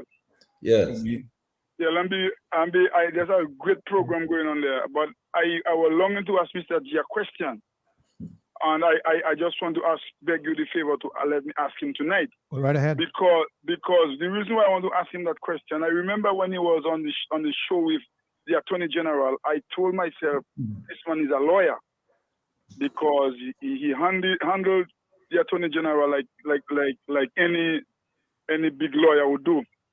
But Landy, before I say that, let me encourage you. I'm not telling you what to do, but since we do not have passport money, some of us sacrificing to call, especially on the local lines. When you're not ready, don't take no call yet. I just saying that like that, right? Just an encouragement. All right, thanks. Here's my question, Mr. G. Yes. If tomorrow 10, 15 men decided that Matt is not going to enter in your door to go on the hot seat, I want to ask you this question. Who have the right to call the police for these 10 or 15 men? Is it you or Matt? Well, once I give Matt permission to enter, he can call the police. I can call the police. Anybody can call because he has permission to enter. No, I wanted to know if you're the only person who have the right, because I do not know law. I wanted to know if you're the only person that have the right to call the police, because sometimes somebody might just decide they're going to stand in the door and say, well, listen, man, this program not going on tonight or this morning. So thank you for the answer. Yeah, but Matt can call, but I don't think anybody will stop Matt. Everybody like Matt. Well, maybe that question is a hypothetical one, but I know. But I want to know. Okay. I know. I see where you're going. I understand what you're saying. Thank you, sir. Yes, Lambi, you want to take another call before we move? Yes. Well, let's get going, because Irving, I just wanted to see these questions that are coming up. There's a lot of concern about the question of the diaspora vote. Now, let us face it. There are a number of things coming into play. You heard Crispin a moment ago talking about the contribution of the diaspora to Dominica's economy, to the GDP. It is significant. It is very significant. I don't personally would like to disenfranchise any Dominican from voting. I think Rosie Douglas was right. Create a special diaspora constituency, an additional constituency. Amend the constitution. You're not affecting any of the existing ones unless you want to change that. But you create a special constituency for the diaspora and let everybody in the diaspora vote for that seat, and they'll get represented. Lambi, you want to take a call? All right, and then this means that they're represented, and but at the same time, they're not coming in to Dominica to vote. Take the call, Lambi. Thanks, caller, for being there. Go ahead, please. No, we lost him. Oh, you lost the call. And then, all right, so you just interrupt me if you want to go ahead. Gentlemen, good things. Go ahead, please. Good things. Okay. Yes. Why would it be important to allocate a constituency to diasporans? Because if we leave the island and we go, whether we send in remittances or not, we send in remittances to help our family. They are unemployed, they are poor, they need, and that's the reason why. Well, and those of us who buy property, we build house, we buy land, because we're thinking of coming back one day. But I am saying if we left for a reason that's probably beyond our control, But why should we be resident in another country, working and living, paying taxes, and have rights to vote, then still want to have rights in our homeland to vote? And another note, why would a government or a political party want to go overseas, recruit people to come vote for them, and use the institution of the police to escort them to the polling station or from the airport? I mean, isn't that roguish? Isn't that what is really that? What is really that? Because if I want to vote back home, when I come back home one day, if we come back home, wherever is in the diaspora, then we can decide to resign and we make decisions as to who we want to vote, how we want to vote. But the idea of a government in power or any political party going overseas to recruit people, pay their passage, hire planes and bring them back, how could the institution of the police aid and abet that? Why should they do that instead of arresting and charging those who are doing that? I think it's ridiculous. Already we have too many constituencies. Why do we want to add another constituency and to represent overseas voters? And in any case, even if we should be allowed to vote, why not just make laws that wherever we are, we can vote and we vote for a party of our choice electronically without having any political party or government influence? Yeah, that I'm saying. Why I just don't get it, man. Well, maybe Okay. let's try to explain. Let's try to answer the question. Thanks a lot. Okay. That's a good call. Good call. Caller, two great questions, quite frankly. Here's the problem I have with your latter suggestion about why don't we allow every Dominican in the diaspora the right to vote electronically. Here's the problem. If assuming that Dominica has 65 or thereabouts Dominicans on the ground living in Dominica, probably on about 30 to 40,000 being eligible to vote. Assuming that you have 150, 160, as Crispin said earlier, Dominicans living abroad. Assuming that out of that 130, 140, anywhere between 80 and 100,000 have the right to vote.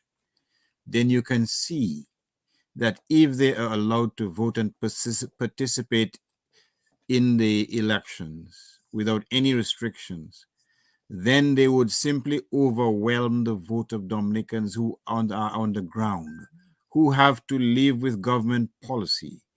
You in the States or wherever you benefited from a stimulus package. Those in Dominicans did not. My understanding, and hopefully somebody can correct me, is that many of the islands in the Eastern Caribbean, in the face of rising gas prices, for example, have seen a reduction in the price of gas. On the contrary, we, who's supposed to be benefiting from a program called Petro Caraib or whatever it is, we have seen an increase. We have been deprived of many things which persons in other countries take for granted. So why should persons in the diaspora be able to overwhelm the local vote when it's Dominicans on the ground who have to deal with those deprivations? And this is why Rosie foresaw the inequity that would arise if Dominicans abroad were allowed to participate in the voting process freely. The vote on the ground would become meaningless. That is why, and another point I wish to make, if I may, before Crispin Gregoire has his say, is that the way I think of this voting thing is the way, for example, family lawyers, judges think in terms of the children who parents haggle over. What is important is not the rights of parents. It's the best interest of the child. And what's important, to use that analogy, it's not the best interest of the Dominican who resides abroad. It's the best interest of the country. And in my respectful view, the best interest of the country require that those who select their representatives are those who are eligible to vote under the laws of the country. That is what is in the best interests of Dominica. Because if hypothetically I could vote, and I am told that my name, for God's sakes, is still on the voters list after 30 years, if I can just come vote for Tom, Dick, or Harry and go back, I don't have to worry about those issues that Dominicans have to grapple with. That, in my view, and that's just me speaking personally, would be fundamentally unfair to those on the ground who have to contend with the daily hardships. That wouldn't be right. That's how I see it. Yeah, Crispin? Well, for the caller raised a good question, but he probably didn't hear what I said at the outset, and that is, I see on that diaspora question, I see two options. Option number one is just what Justice Andre is saying, that the people in Dominica are the sole voters in any contest. And so that once you leave abroad, you have no vote. So let the people who live in Dominica decide. Of course, there's an option two. In tandem with what Rosie said, and it makes sense, if you don't want to disenfranchise those who have left, then you want to consider them participating, and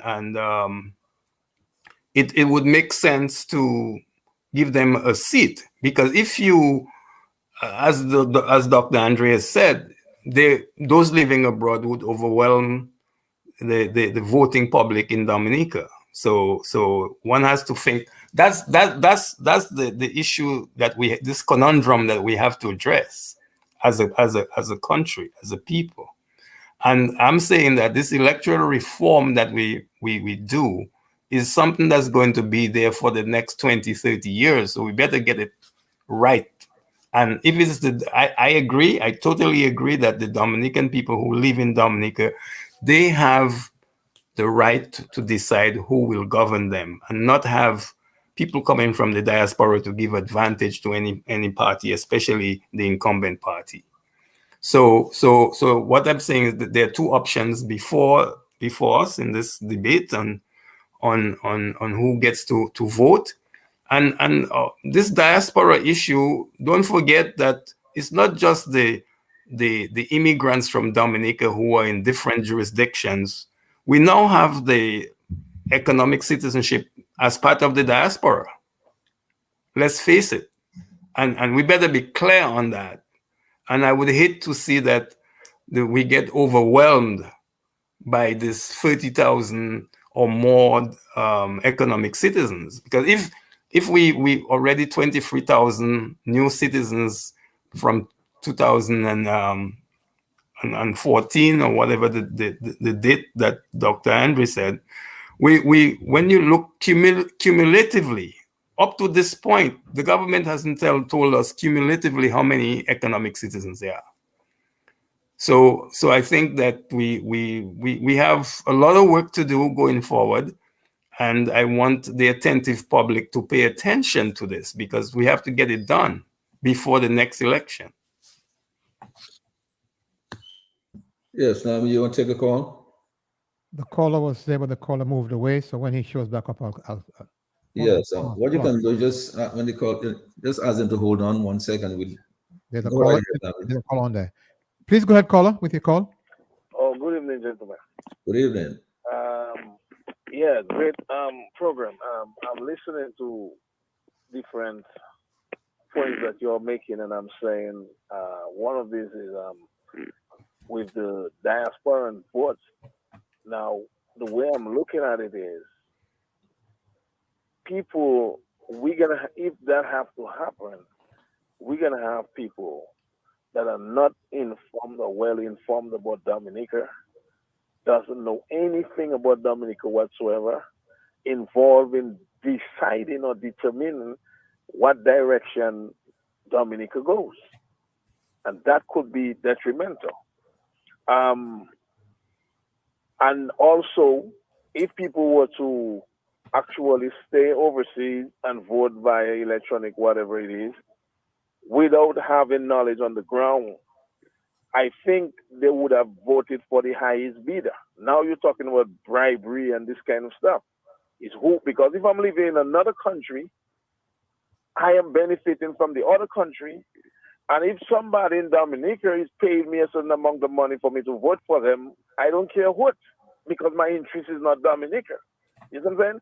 But yet still, the vote I may put will have effect on the election results, because the amount of people that might fall for the bribe, that seat or candidate may win. Even if we give them a seat, that seat can determine the turnout of the election. Because what if on the ground you have, let's say, 21 seats, you have well, it's going to be a 10, 11, but if you put an extra seat, it's going to be 22. So what is it if it end up in a 11, 11?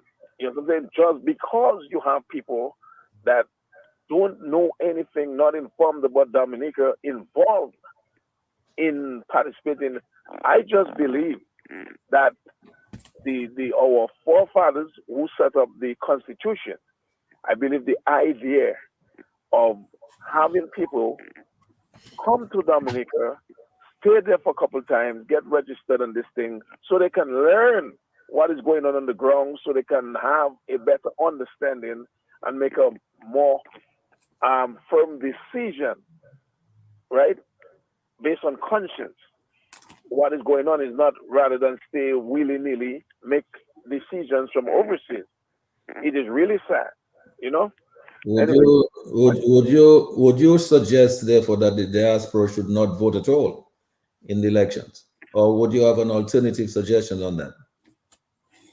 Well, as I said before, I think the law as it is should be made into effect, and let it be like that, and capitalize on it, because it is rather dangerous to not have people that don't know anything about the country and be able to determine what direction the country goes.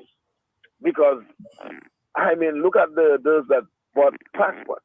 It's supposed to be CBI, citizen by investment. They're not invested in Dominica. They don't care what about Dominica. They go to other countries. Then why should they turn around and vote and determine what leader that place should have? And they have no interest in down here. I mean, we have our Dominican citizens, some of them that don't even know where Dominica is on the map still. But what I'm saying, it have a law. I think they should be allowed to follow the law that is now existing, that we can have a very peaceful and free election. You know? Okay. That's my take on it. Okay, sounds good. All right, Sounds good. Dr. Andre, Yeah, well, I agree with the caller. The caller is basically saying that the present laws as they now exist should be enforced on the book, and that the rules should not be bent or should not be manipulated or circumvented just for one purpose, to maintain a hold on power. So I subscribe to what the caller is saying. And again, he's identified it correctly, in my view, pitfalls about allowing diasporans to vote with impunity. The simple fact of the matter is that the very weight of the numbers would result in a situation where the local vote will become virtually meaningless. And again, if you have people voting electronically, I wouldn't be surprised, and I don't know that for sure, but I wouldn't be surprised that would be a gateway for manipulation and for bribery and so on and so forth. It would be another Trojan horse. So I think the electoral law should be enforced, the rule of law should prevail, and let Dominicans on the ground, that's my view, decide overwhelmingly or to a significant degree who should represent them in the Dominican House of Assembly and who should form the government. It is their inalienable right, in my view. Okay, Lambi, you had another call? On the overseas line, go ahead, please. Hello, good evening. Go ahead, good evening. Yes, I'm calling to re-emphasize what the last caller said. We already have a government, a party in power, that is already so corrupt and so bent on staying in power. Why would we be discussing anything that would complicate elections? The laws as they stand,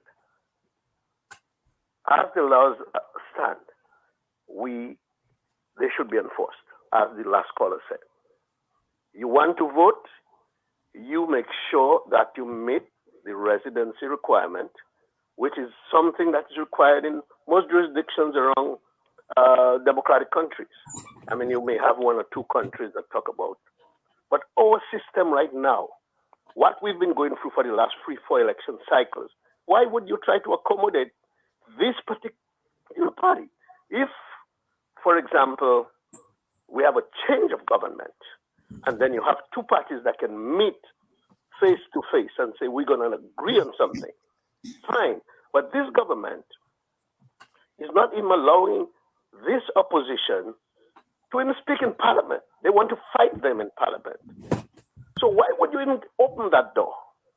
We should be rallying against anything of that nature, because all it will do is complicate it. Open a door for them, tell them, okay, this is how we can squeeze the diaspora in. No, this country already has, for 65,000 people, we have too many constituencies. Bringing one extra constituency is one too much. One too many, sorry. So, let me engage you a little bit, caller. As is, and do not bring in any new issue as to. Caller, let's engage you. Let's engage you a little bit, caller. I like what you're saying. You're very strong on the point. Okay. Let me ask you this. Let me just ask you this. You see, the problem that I think we're having now is the enforcement of the legislation with regard to the registration. I mean, if you listen to some of the arguments that were being made by the incumbents, they're saying once your name is on the list, on the voters list, you can vote. And that is not the state of the law, to be quite honest. Exactly. But This they're is a allowing it. cynical, capricious interpretation of the law. But they're allowing it. This is the point. You know, interesting enough that is their interpretation.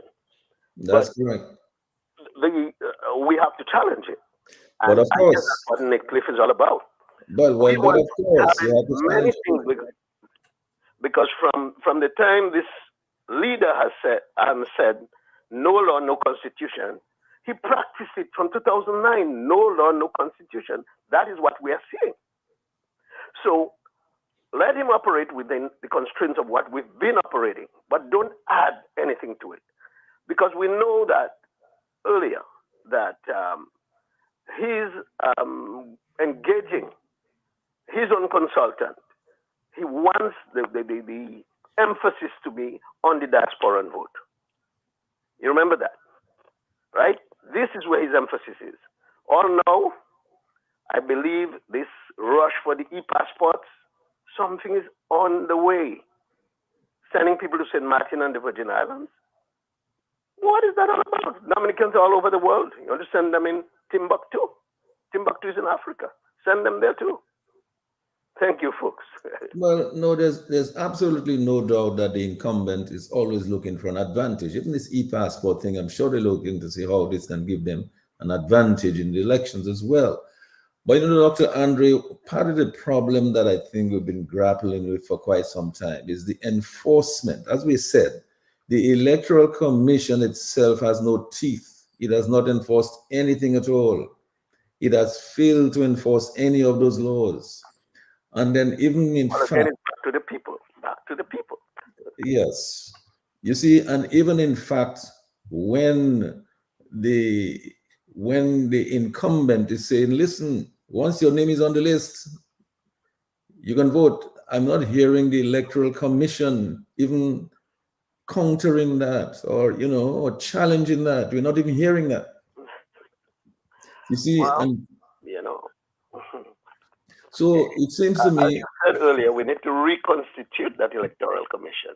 That's correct. The Electoral Commission, the IPO, and all commissions, including the Public Service Commission, they all are controlled by one man.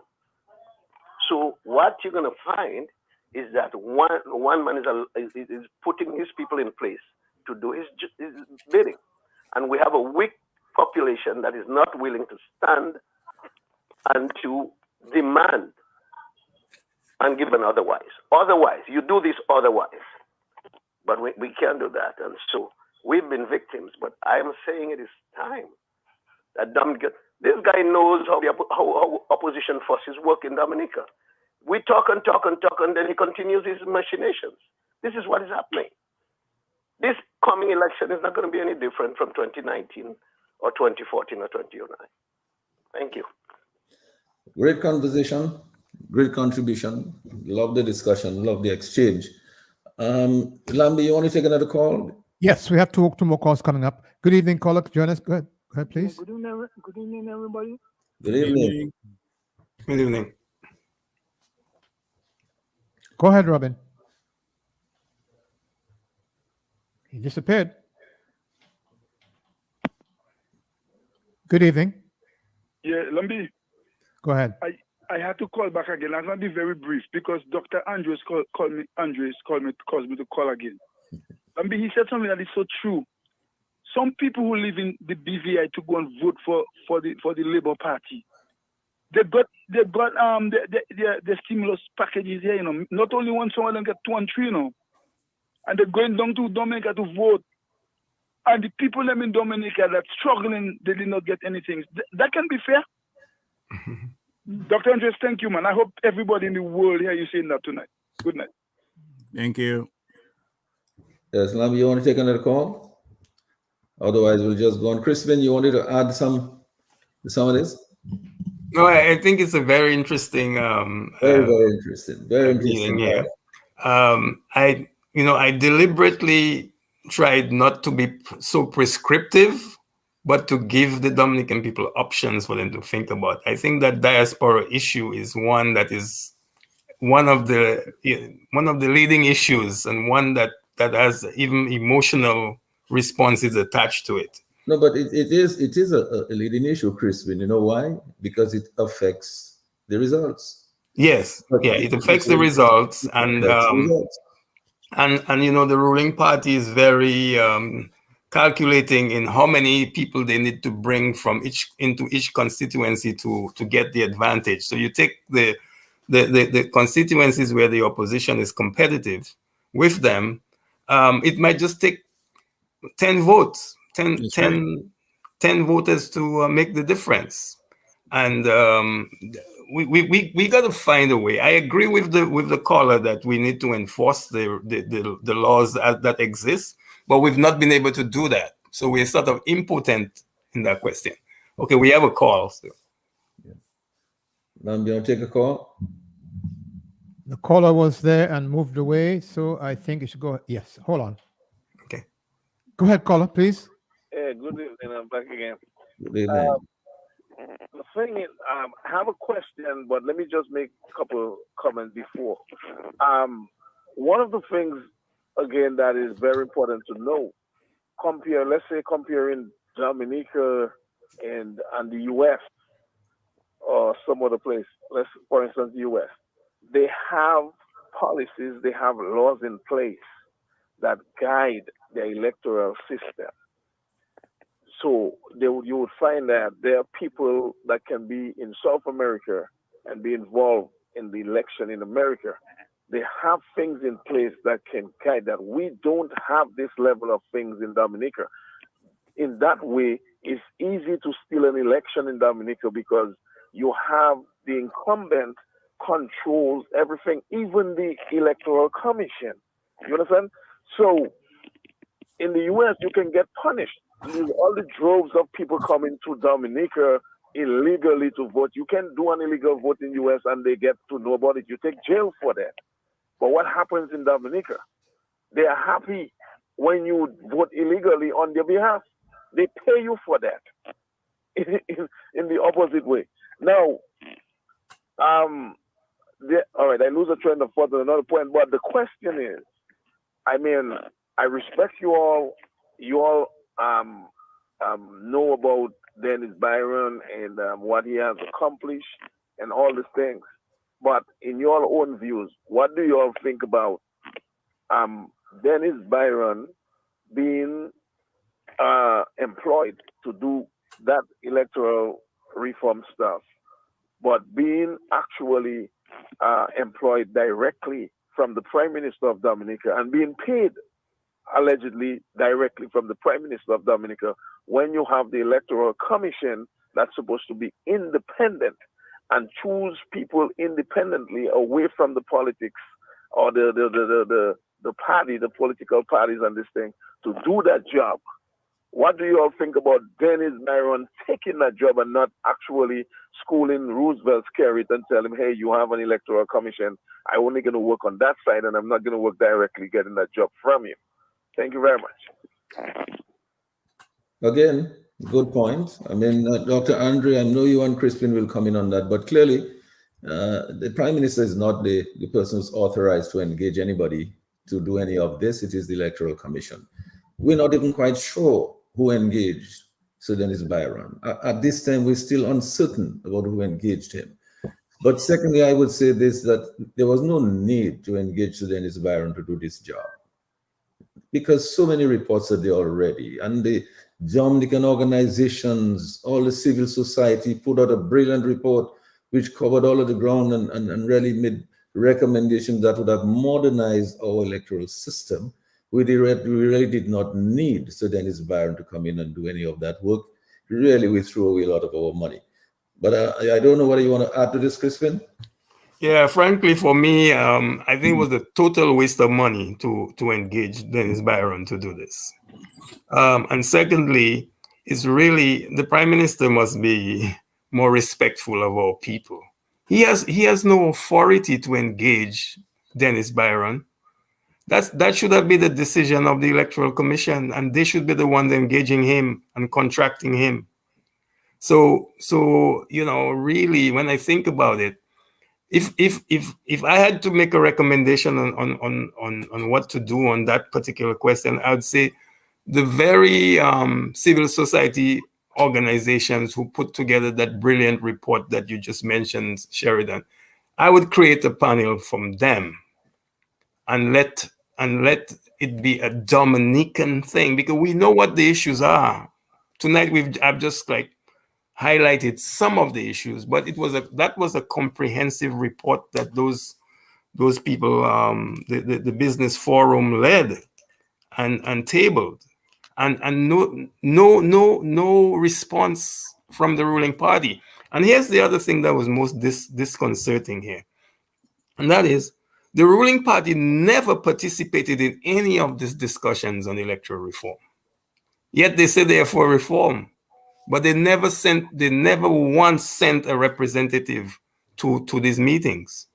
So clearly they're not interested in reform. They want it to remain as it is. But we'll have to find another mechanism. And let me just say one thing to the ruling party. If they continue to block reform that is not advantageous to them, we're running into a situation where elections in Dominica will not be recognized by the international community. And that is just what happened in Nicaragua. And maybe that's the direction they want to go. But that will create a whole set of instability that I hope we don't go down that road. So my advice to them is yield and accept the reality of the world, and that is rule of law must prevail in Dominica. Any further thoughts on this particular one, Dr. Andre Lamb? You want to take a call now? Yes. The overseas line, please go ahead. Yes, good evening, gentlemen. Again, I really want to commend you all for a very, very, very good program where you all engage people and chatting the way forward. But you know, I want to share my 2 cents, and I want to really add to what Mr. You guys saying about Dennis Byron. I mean, this money that was given to Dennis Byron is just pure waste of resources. Where I mean, this money could have been better spent in Dominica, because, for example, at our senior citizen home, what they call the infirmary in Roseau, it is in bad condition when it comes for the nutritional part of it. They're lacking basic supply. I mean, basic stuff that this should have had. This money that Roosevelt Skerritt spent on Dennis Byron should have been there. You see, again, waste of resources. And I'm really hoping that the people of Dominica in the next election, like what happened in St. Kitts, something should happen. They should not allow diaspora to come and decide for the poor people on the ground in Dominica. On that note, I want to just tell you guys to stay blessed and nothing less. Thanks a lot for that. Lambi, if you don't have a call now, I'll go over to Dr. Andre. So, Dr. Andre, your thoughts? Yes. Well, again, it goes back to the question of our priorities. We're spending this obscene amount to this jurist. Doesn't need the money. Dominica doesn't need the advice because we've had all the advice and recommendations that we need.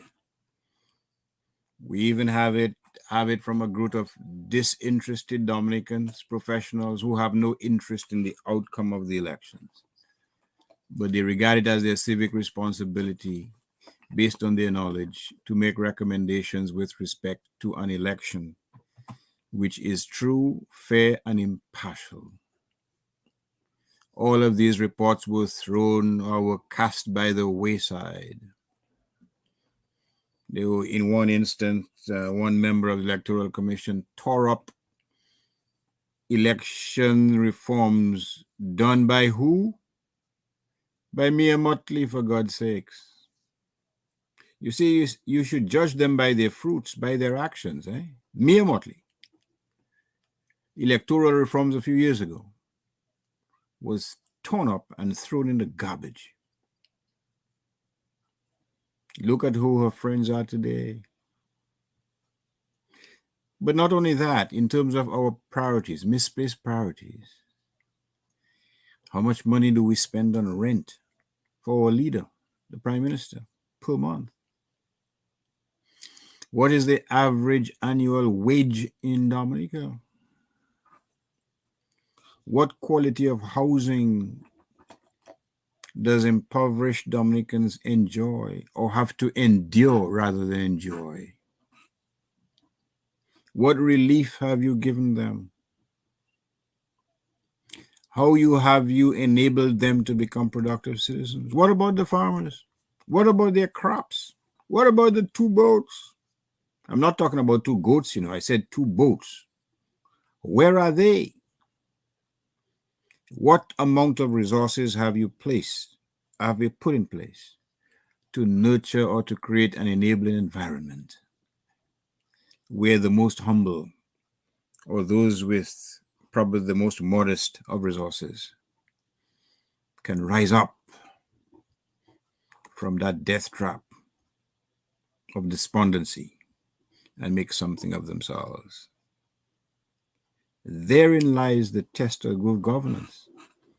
Not how much money you put into the hands of friends, so-called foreign investors who come to Dominica without a penny, yet leave the island with 30 million pieces of silver. And Dominicans who work with the Public Works Department cannot even get a job, Gaza. They're not good enough to get a job in their own country.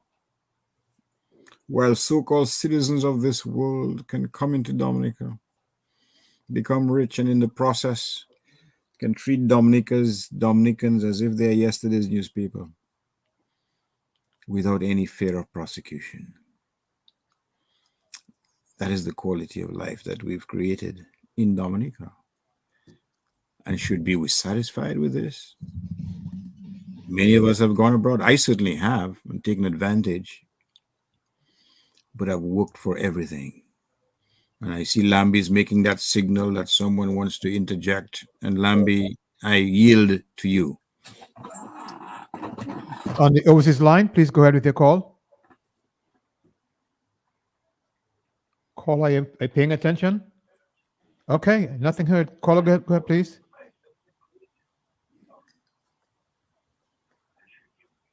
Caller, are you attending to your call? Gentlemen, please go ahead. Is that Q95? It is Q95. Yeah, okay. I'm calling in connection. I'm very interested program. Go ahead. Yeah, and then I am trying to inform you all about during the day of election, the Prime Minister should not allow to use government vehicle and to go through constituencies to vote, to influence people to vote.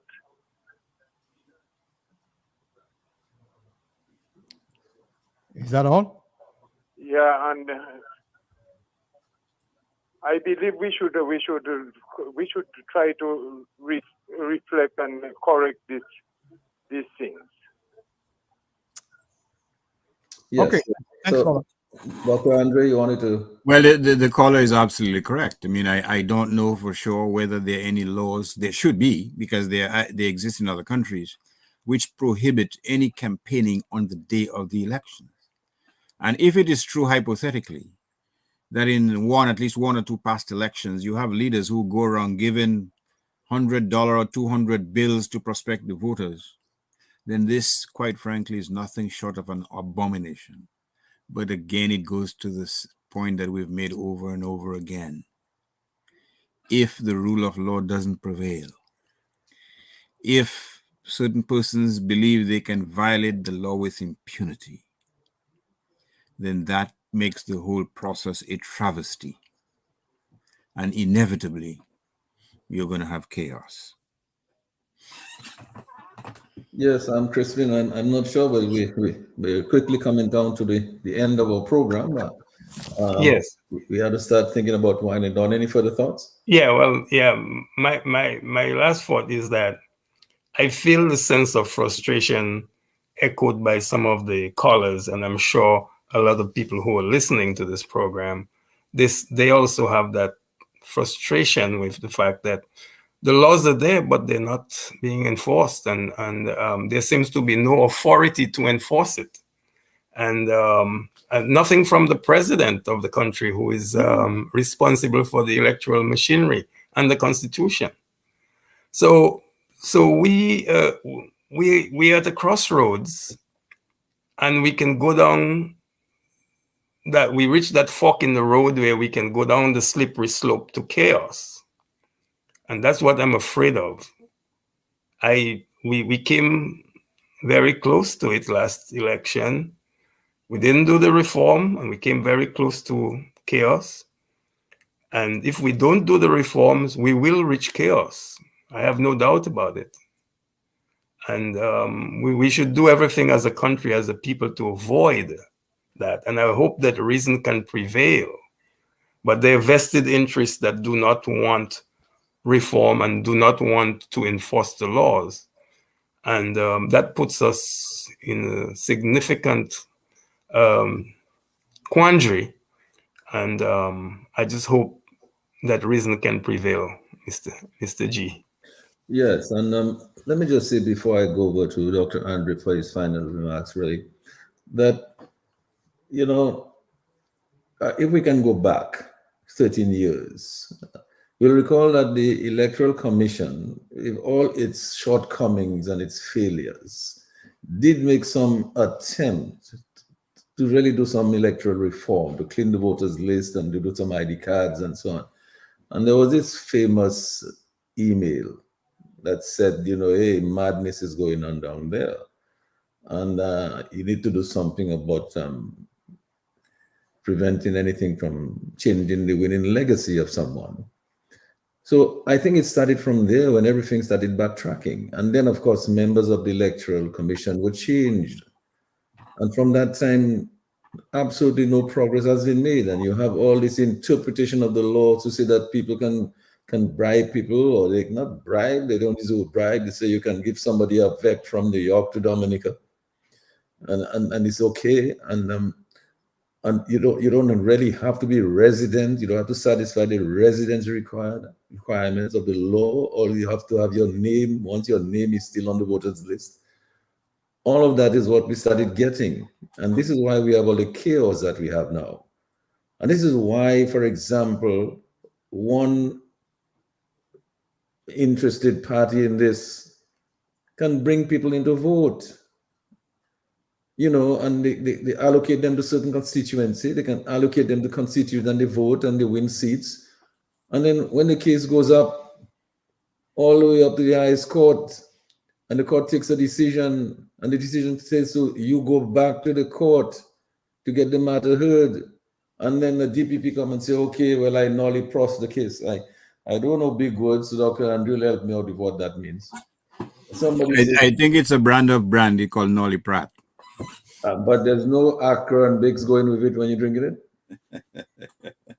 Well, that is it. That is the weakness in that drink, because the Accra and Biggs, and well, not we don't want to put Pilau to any disadvantage, because Pilau now is a huge thing. But here's the thing. I mean, basically, I mean, we need to be realistic about this thing. This thing is going nowhere. And then, so why we're talking about this now is because it seems as though we're just on the eve of a report from Sir Dennis Byron. And I think what we're saying here tonight, we're preempting that report and the findings and the recommendations. And we're saying, listen, we already have good recommendations there made by this wonderful, organization, the civil society in Dominica. We have all these reports from the OAS and from CARICOM and so on, and the UN. We're saying, listen, this is what we really want, and Dominicans should stand up for that. Of course, we have a highest regard for Sir Dennis Byron. He's a legal luminary, but what makes him think that he knows better than all the other countries that have done this recently, Antigua and Jamaica? And I'm pretty sure he knows that those persons have done a wonderful job, because the Jamaica situation is working. It's working very well. The campaign finance laws are working. They no longer have that kind of chaos in the election that they used to have before. That is testimony to the fact that it's working. Why it is we think that we must reinvent the wheel and then come through some kind of a back door to do something else. To do what? We know, because you don't want to change somebody's winning legacy. But is that what we want for Dominica? To ensure that somebody has a winning legacy forever? Is that what is going to give us democracy in Dominica? Is that what is going to make the ordinary man prosperous? Is that what is going to help the farmer or the bus driver? Is that what it is? It's not. Is that what is going to help the public servants? Because all I'm hearing is 0 and 1%. That's all I'm hearing. And I'm hearing people not having difficulties because why? Because inflation is taking its toll. Gas prices are going through the roof. Prices of food and other commodities are going through the roof, because obviously world activity and world events and world affairs are impacting that they're beyond our control. As Dr. Andre said earlier, no relief, no stimulus. When some countries are saying, listen, we're going to cap the surcharges to ensure that the prices of gas does not go up. In fact, we're bringing it down. We were told in Dominica that we're getting a help, but it ended up that we're paying 65 cents or something like that more. How can that help if you're paying more? Can it be a reduction? So here's the thing we're saying. We're saying that this electoral reform process is long overdue. It should be done in a manner that is good and transparent. And I think that before any of those recommendations, any attempt to implement them are made, they should be put on the table before the same committees that presented their findings to the Electoral Commission, and let them review it and debate it to see how close it comes to what they had recommended. And they have to then decide whether they're going to stand to allow it to go forward, or they're going to take a stand and not allow it to go forward. I think the world is watching and listening. The international community is taking note of this, Crispin, as you said earlier. And I think it is already in their attention. And I think they'll be looking even more closely. So I think Dominica should take note that the international community is listening. Dominica should also take note that we really must try to avoid that chaos. You heard our callers, they're so passionate about the fact that people should not be able to come down willy-nilly and just vote because somebody gave them a few dollars. We listened to the testimony about St. Kitts, where the people in St. Kitts said, listen, no way this is happening here. No aircraft coming on and bring people to vote to influence the outcomes in any particular constituencies. St. Kitts say, no, we're not doing it. When will Dominica take a stand? Dr. Andre? When, that's the good question. And I remember a song by the Antiguan singer, is it short shirt? When will we all live together? And I think the chorus is, I hope and I find something. But I can't remember the rest of the words. But that is the question, when? When will we do it? Will we do it after there are weapons from the Almighty sent down to assist us? Or has He given us the tools to be the masters of our own destiny? What do we value? Freedom? Look at what the Ukrainians are dealing with, and look at how valiantly they're dealing with this blatant, despicable attempt to take over that country. What do we value in our own lives? Our future, our children's future? How do we right the ship of state?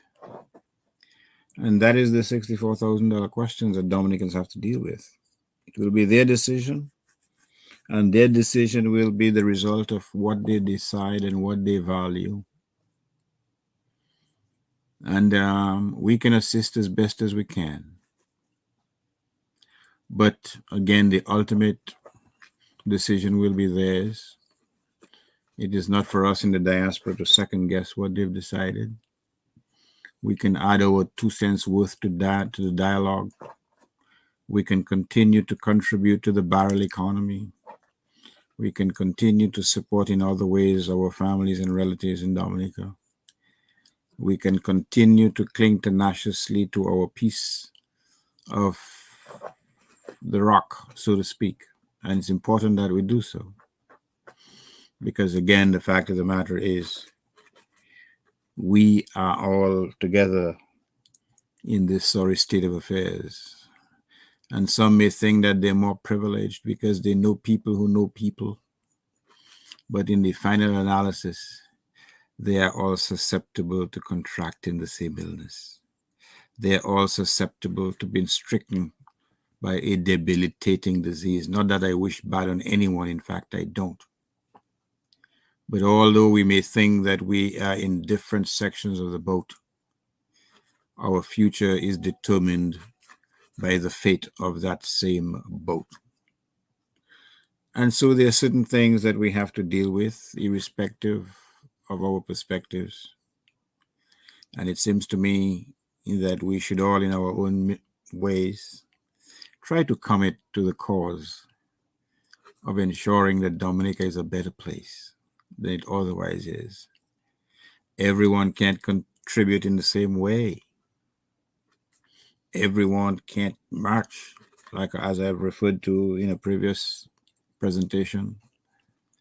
A blind prophet derived as if from the Greek mythology, sending messages, subliminal messages to his people, warning them of the pestilence that lay ahead, warning them to take evasive action to ensure that their ship is not scuttled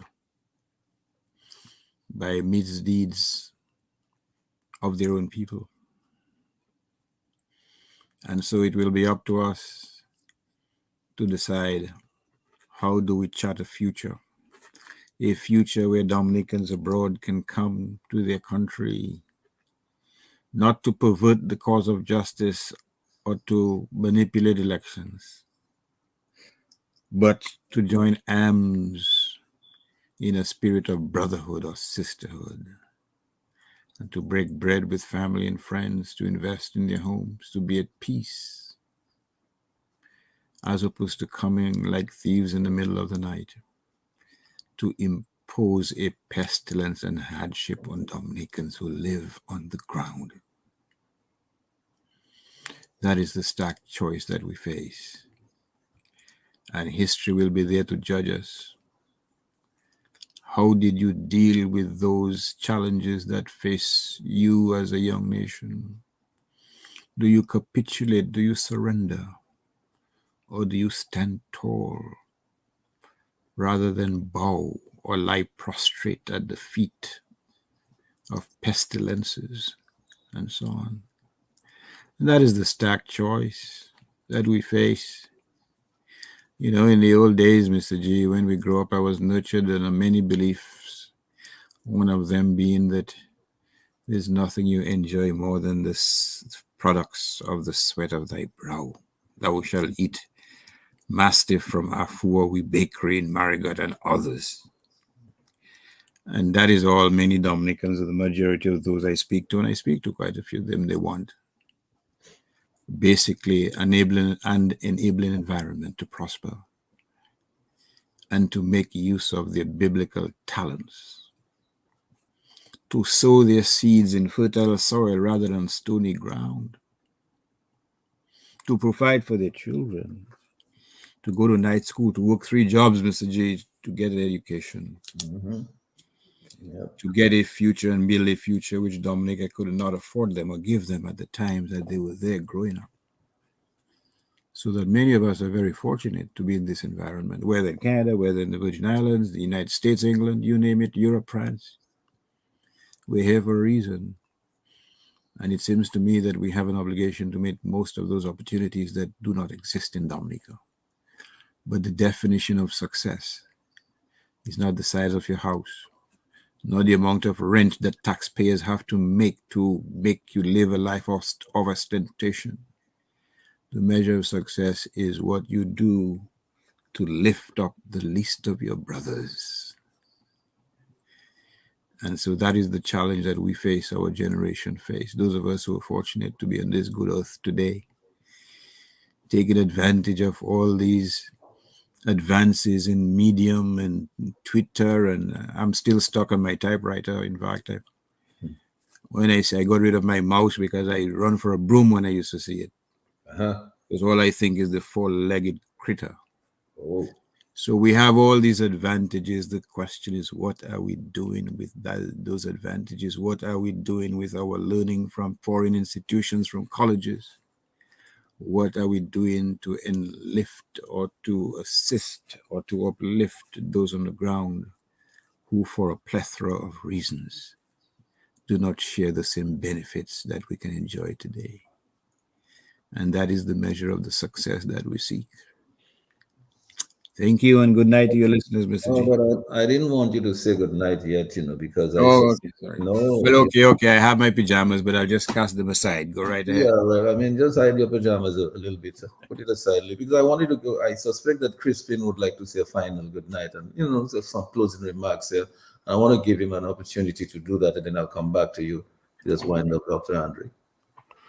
Well, I just hope, Mr. G, that, this has been a stimulating conversation. I like the fact that we interacted with some of the callers. They didn't just call and hung up, but at least we engaged them.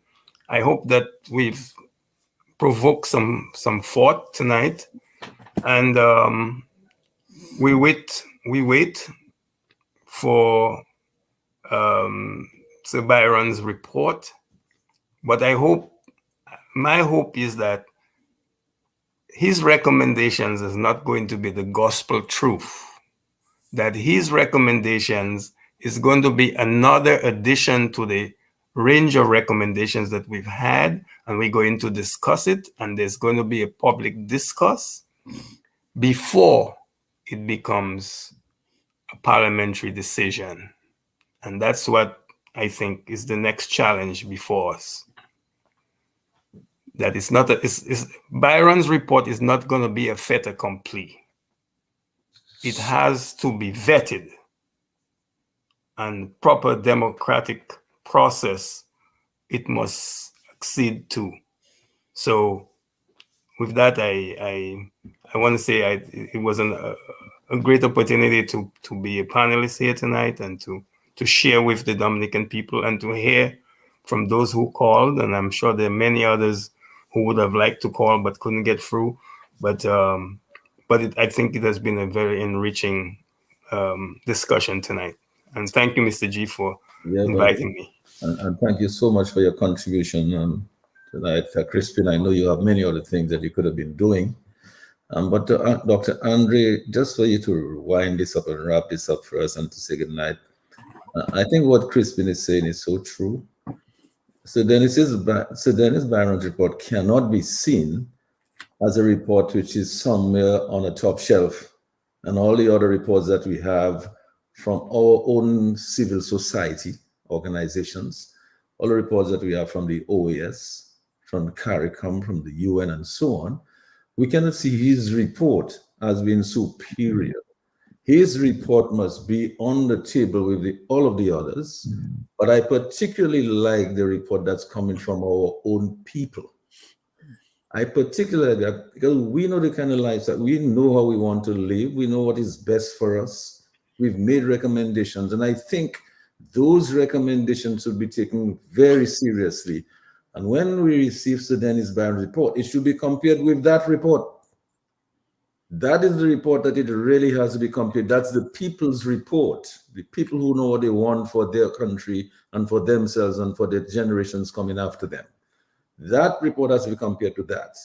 And then we have to decide as a people, anything that is in there that we may have overlooked that might be good, we can incorporate it in our own, but it should not be taken as a given that Sir Dennis Barron report is going to be the report that is going to be taken straight to Parliament. I think I heard the Prime Minister say, and he was challenging the opposition leader to let us agree to just take Sir Dennis Barron's recommendations and go straight to Parliament and make that into law.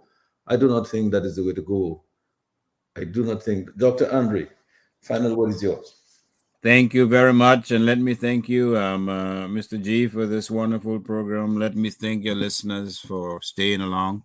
And let me thank your callers to the program. At least we were all able to break intellectual bread in an environment of respect, mutual respect, and mutual civility, which is how it should be.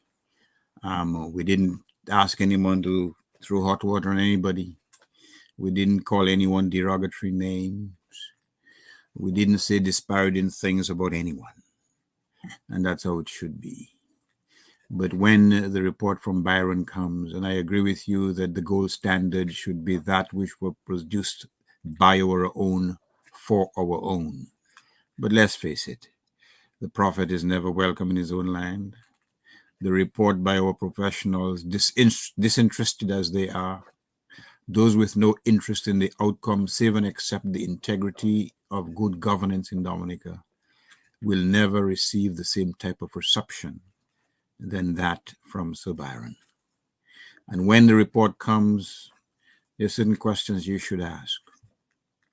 How does his recommendation differ from that in his own island, St. Kitts? What does it say about campaign finance reform? What does it say about who should vote? What does it say about the participation of Dominicans in the diaspora, whether Dominicans who've lived abroad for donkey years or so-called economic citizens? What does it say about the role of the Electoral Commission in maintaining the integrity of the voters list? What does it say about eligibility to vote? These are the questions that should be asked. And I endorse what you're saying. This should be instituted into law only when Dominicans are afforded an opportunity to accept, reject, modify, transform, amend any part of those recommendations. I say recommendations because my understanding is that Sir Byron was paid an additional sum of money to enact or to write legislation about his proposals. The people I grew up with on my maternal side in particular, they would caution about diab a sac. And Dominicans should be wary of the devil in a crocus bag, or the Trojan horse, which the Greeks would talk about, whether or not that's true or not. But we would scrutinize, or we should scrutinize very carefully what his recommendations. I will reserve comment on the recommendations because I haven't seen the final proposal. I haven't seen the final so-called proposed legislation, so I will reserve my comment. But these are the pertinent questions that we should keep in mind when we get an opportunity to look on what he's suggesting. If they are so good, why have you not sought to have them instituted in your own country, Gasso? Why? Why do you want to foist it on Dominica? Let me say this, Mr. G, as a final comment.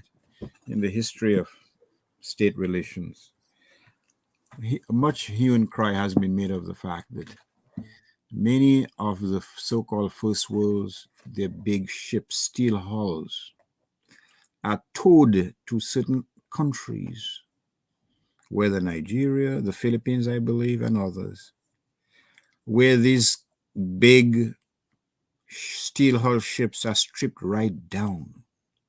And you have hundreds of workers working in dangerous conditions with no environmental rules, something which could never have happened in those so-called first world countries. In other words, what is tolerated in those so-called third world countries would never be tolerated in the so-called first world countries. So we should keep that in mind when we peruse Byron's recommendations. What are you inflicting on Dominica that you would not inflict on your own country? And how much were you paid, Professor Missions de Sala? As somebody once told me, but I will reserve my judgment because I haven't seen the final report. But I am waiting with bated breath because $500,000, there must be a reason for this king's ransom being paid.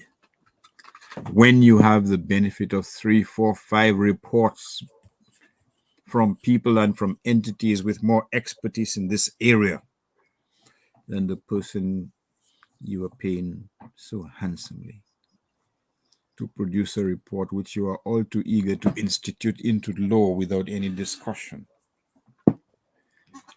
These are interesting times, my friend. And I say good night to you, and I thank you for having us on this program. I thank Crispin Gregoire for his sterling and brilliant contributions as usual.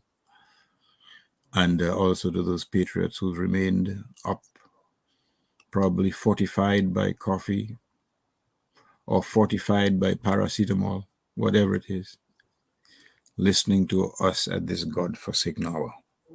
So once again, good night. And once again, good night to you, Dr. Andre, and to Crispin, and to Lambi, and to Sherwin, and all of our listeners, all of the folks on Facebook and on YouTube and all the other social media platforms that are listening and watching us. I just want to share with you and you too, I mean, and Crispin as well, and the fact that we are all waiting. We'll wait to see what comes out in that report, but certainly what I wait to see most, just like Dr. Andre, is to see whether, in fact, Sir Byron is going to recommend for us the same thing that is already obtained in this country that appears to be working. Let's wait and see if he'll recommend the same thing or if he has a special prescription for us for some reason. But certainly, let me just repeat what I said earlier. I do not think we should treat Sir Dennis Byron's report as the report and totally discard what our own people have done at home. We've done a tremendous amount of work. We should respect that work because it's coming from all of the people of Dominica, represented in all of their organizations. So thank you, Crispin. Thank you, Irving. Thank you, everyone, for listening and staying with us tonight. Thank you, Lambi. Thank you, Sherwin. Good night, everybody. Till next Good night to you. Okay. Amen, brother, as the preacher would say. Oh, you're man of the cloth now, are you? Blessed are the sheep, or blessed are the poor. Are you talking about Crispin and I now? Good night to everybody. Good night, folks. See you. Lambi, Sherwin. Thank you. All right. Take care. Take care. Okay.